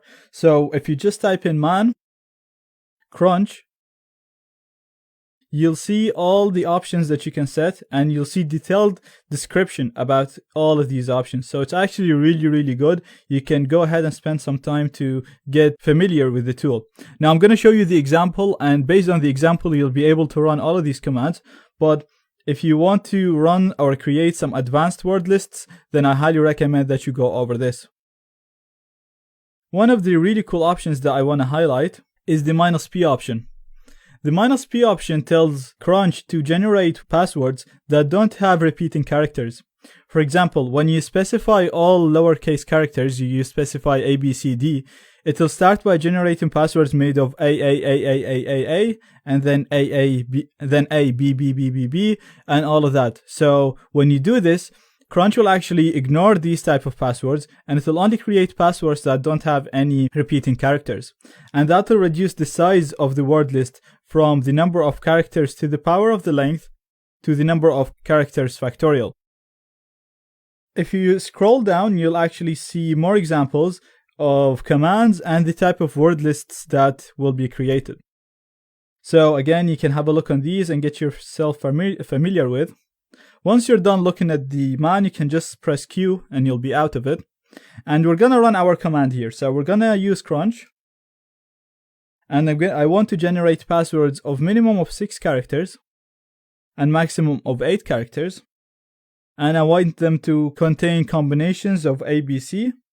And let's say the digits 1, 2. Now in here you can actually keep listing things. You can list characters, you can list uppercase characters, or even symbols if you wanted to. Once you're done with listing the characters, we're going to specify the file to save it to, and we're going to save it in a file called test.txt. So the command is very simple. It's crunch, minimum length of the password, the maximum length of the password, followed by the characters that we want to use to generate passwords from, and then O to the file that the passwords are going to be stored in. I'm going to hit enter. And as you can see now, it's telling us that it generated 448,000 passwords approximately, and they're all stored in a file called test.txt now. The size of the file is 4 megabytes. And now I can open this file by doing cat test.txt, and as you can see now, we can see all the passwords that have been generated. I'm going to Control-C out of it because it's a huge file, and as you can see, it actually contains all possible combinations of ABC 1, 2. I also want to show you an example of using the -t option. So I'm going to set this to only 6 to 6, so it's only 6 characters, and we're going to use the -t option, which is the pattern option. And I'm going to tell it that I want the password to always start with an A. And then I want you to fill all possible combinations of characters between the A and the B. So I want passwords that start with an A and end with a B. And in the middle, at the @ you can fill all possible combinations of ABC 1, 2. Gonna hit enter. As you can see now, the number of passwords is much less. It's only 625 passwords because I've narrowed down the possibilities of passwords. Again, if I do cat test.txt, you'll see that I have all the passwords right here. So this is it. Tool is really useful, can be used in many scenarios. I highly recommend that you spend some time with it, and also have a look on some of the existing word lists out there on the internet. Now, from the previous lectures, we learned in order to crack WPA or WPA2, we need to first capture the handshake, and second, have a word list which contains a number of passwords that we're going to try, and hopefully one of them will be the password for the target network. So right now I have both of these components, and we are ready to go and crack the password. To do this, aircrackng is going to unpack the handshake and extract the useful information. The MIC right here, or the message integrity code, is what's used by the access point to verify whether a password is correct or not. So it's going to separate this and put it to the side, and then it's going to use all of the other information right here combined with the first password from the word list to generate an MIC, another message integrity code. And then it's going to compare this MIC to the one that's already in the handshake. If the MIC generated using this information plus the first password is the same, then the password used to generate this MIC is the password for the network. Otherwise, this password is wrong and it'll move to the next password. Again, it'll do the same. It'll use all of this information combined with this password, generate a new MIC, compare this new MIC to the one that's already in the handshake. If it's correct, then this is the password. If it's not, then it's going to move on to the next password. And it'll keep doing this through all of the passwords in my word list. If any of them generates the right MIC, then this is the password for the network. Otherwise, we won't be able to get the password. That's why the success of this attack really depends on your word list. So, let's see how to do this in practice. Right now, I have my word list right here. It's called test.txt. And I've actually manually added my password to the end of the list right here, just so that when I run the word list against the handshake, I will actually find the password, because the word list did not contain my password by default. I also have the handshake file right here, as you can see, and all of this is in my home directory, which is my root directory. So if I do ls in here, you'll see I have the word list and the handshake file. So we're ready to run aircrack-ng. So we're going to type the name of the program as usual, followed by the name of my capture file, which is wpa-handshake01.cap. So far it's identical to the way that we used to use it with WEP. The only difference right now, because this is a WPA2 network, we have to specify a word list with the -w option. And the name of my word list is test.txt. So very simple. Aircrack is the name of my program. wpa-handshake01.cap is the name of the file that contained my handshake. And I'm using -w to specify my word list file. I'm gonna hit enter. And as you can see now, aircrack-ng is running through the word list, testing each word in the word list one by one, as shown in this diagram, calculating an MIC based on this information and the word list, and then if the MIC is correct, it's going to tell me that this is the password. Now, the speed of this depends on your processor and the size of your word list file. So if you have a huge file, obviously it will take you longer time.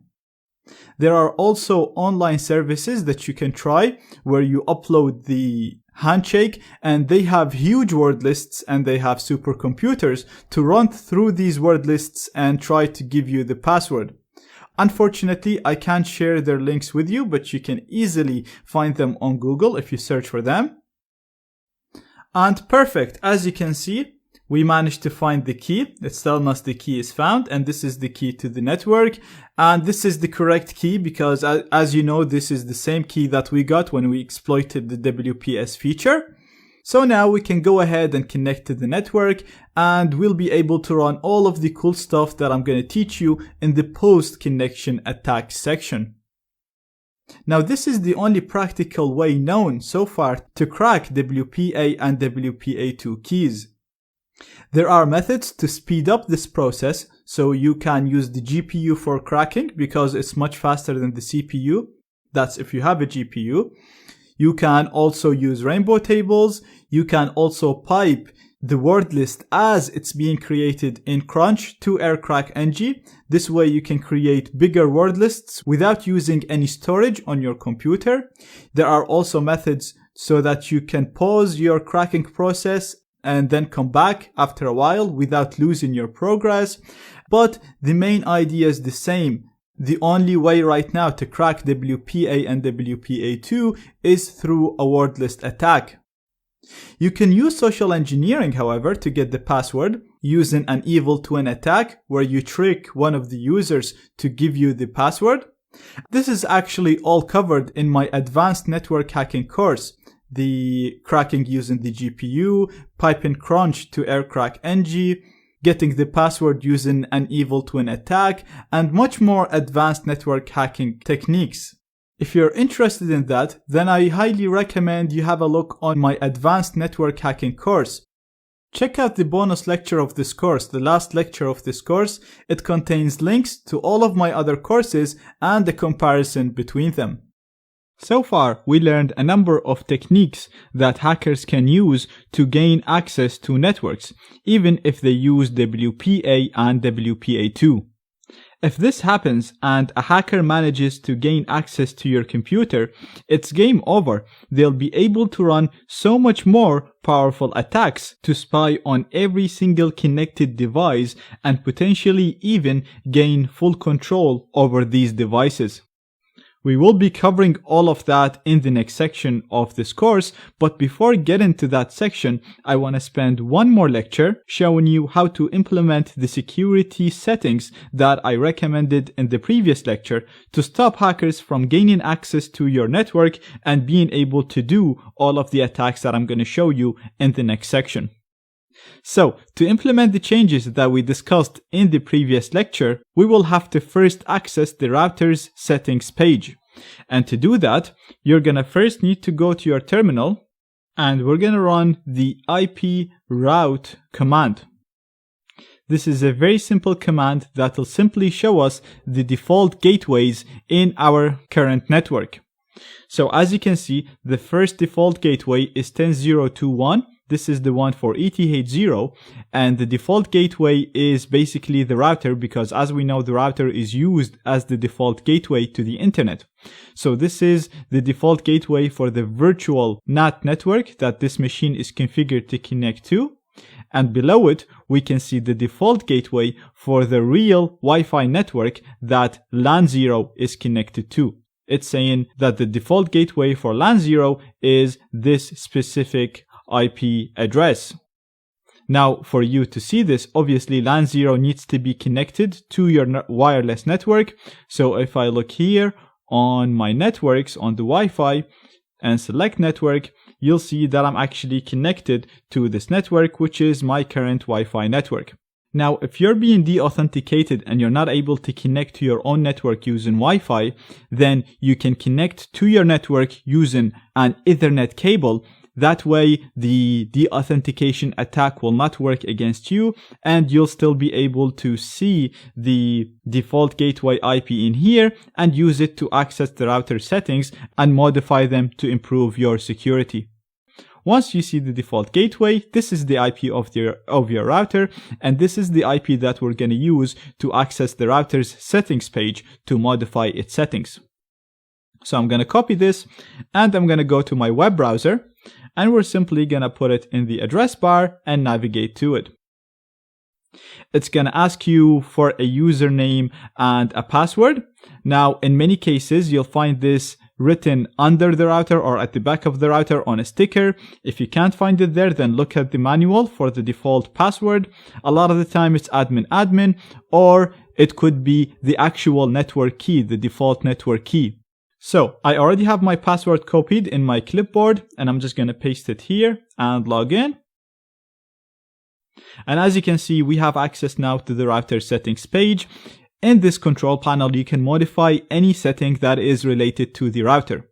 Keep in mind that your control panel might look different. This control panel looks different depending on the router that you have, but the settings that we want to modify are the same. So you're just going to have to look through it, through the different tabs or the different layout that you have to find the settings that I'm going to modify. Now, as you know, the main thing that we want to modify is the Wi-Fi settings. So in my case, I have it in here under this cog on the right. In your case, it might be in a different tab or in a different window or in a drop-down menu. You just want to make sure you find the Wi-Fi settings. So I'm just going to click on it in here. So in the basic settings in here, you can see you have the different bands that the router is running on. That's okay. You can see we have the network name, so you can modify it from here. You can see that it is set to visible, so you can untick this box to make the network invisible so it doesn't broadcast its name. The main thing that we want to modify in here is the security, and you can see in my case it's already set to WPA2 personal. So make sure you're using WPA2 for maximum security, and you want to make sure, as mentioned in the previous lecture, that you use a long password that is made of small and capital letters, special characters and numbers, and make it at least 14 characters. That way it's very difficult to crack. Once you're done with your settings, you can click on apply to apply the settings, but in my case I haven't changed anything, so that's fine.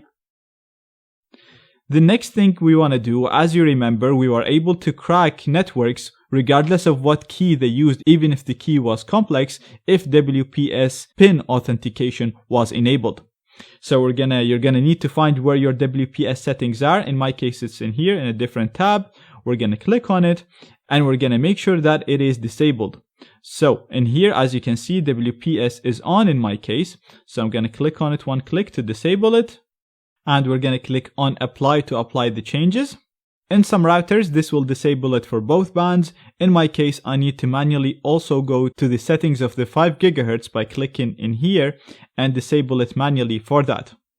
I got disconnected for a bit of time because when you change settings within the router, it'll need to restart. So you need to give it some time once you click on apply or save for the router to restart with the new settings. We're going to refresh now just to see if we have it back. As you can see, we still don't have it back, so we need to give it a bit of time. Okay, so I'm being asked to log in again because the router restarted. And we're going to go back to the Wi-Fi settings, WPS. And as you can see, it's off now. So we also want to go to the 5 GHz. And we want to make sure it's off as well. You might not have to do this on your router, but in my case, I have to do it manually for the 5 GHz and for the 2.4 GHz. Another feature that you might find useful is the MAC filtering or access control. You might find it under different names. This allows us to define a list of MAC addresses that can connect or should be disconnected from the network. So from here, you can select to create an allow or a deny list. So if we go on the allow list, we're going to be specifying the MAC addresses that are allowed to connect to the network. All you have to do is simply put the MAC address here, add it and save it, and then only the specified MAC addresses will be allowed to connect to the network. So that's pretty much it. You just want to make sure that you're using WPA2, disable WPS, and use a long password made up of small letters, capital letters, numbers, and special characters. You can also use the access control or MAC filtering to prevent or allow certain MAC addresses. Also, keep in mind, if you were being de-authenticated from your own network, so if you're not able to connect to your own network using the Wi-Fi settings in here through Wi-Fi, then you can connect to the router using an Ethernet cable, and that way the de-authentication attack will not work against you. Then you'll be able to come in here, modify the network settings to prevent the attacker from launching attacks against you without being de-authenticated. In this section, we're going to talk about post-connection attacks, so attacks that you can do after connecting to your target network. Now, it doesn't matter whether the target network is a Wi-Fi network or a wired or an Ethernet network. It really doesn't matter. As long as you gained access to this network, as long as you're able to connect to it, you'll be able to do all of the attacks that I'm going to show you in this section. Now you'll notice once connected, you can do so many cool things. So you'll be able to gather detailed information about all of the clients connected to the same network. You'll also be able to intercept data and see any usernames, passwords, or any information they use on the internet. You'll be able to modify data as it's being sent in the air. So you'll be able to inject evil code and do so many cool things on the network. Now, to do all of the attacks that I'm going to show you in here, you have two options. The first option is to run the attacks against the virtual NAT network against the Windows machine. You just need to make sure that the virtual Windows machine is connected to the same NAT network as the Kali machine. Or you can run the attacks against real computers connected to your real Wi-Fi network, and you need to make sure that you have a wireless interface connected to the Kali machine, and the Kali machine needs to be connected to your target Wi-Fi network. Now, throughout this section, I'm actually going to be using both options. So I'm going to be running some attacks against the Wi-Fi network, and I'll be running some against my virtual NAT network, just to make sure that you're comfortable with running all of these attacks in different environments and in different networks. Because like I said, it doesn't really matter how you gained your access to the network. The network type doesn't really matter either, as long as you are able to connect to the target network.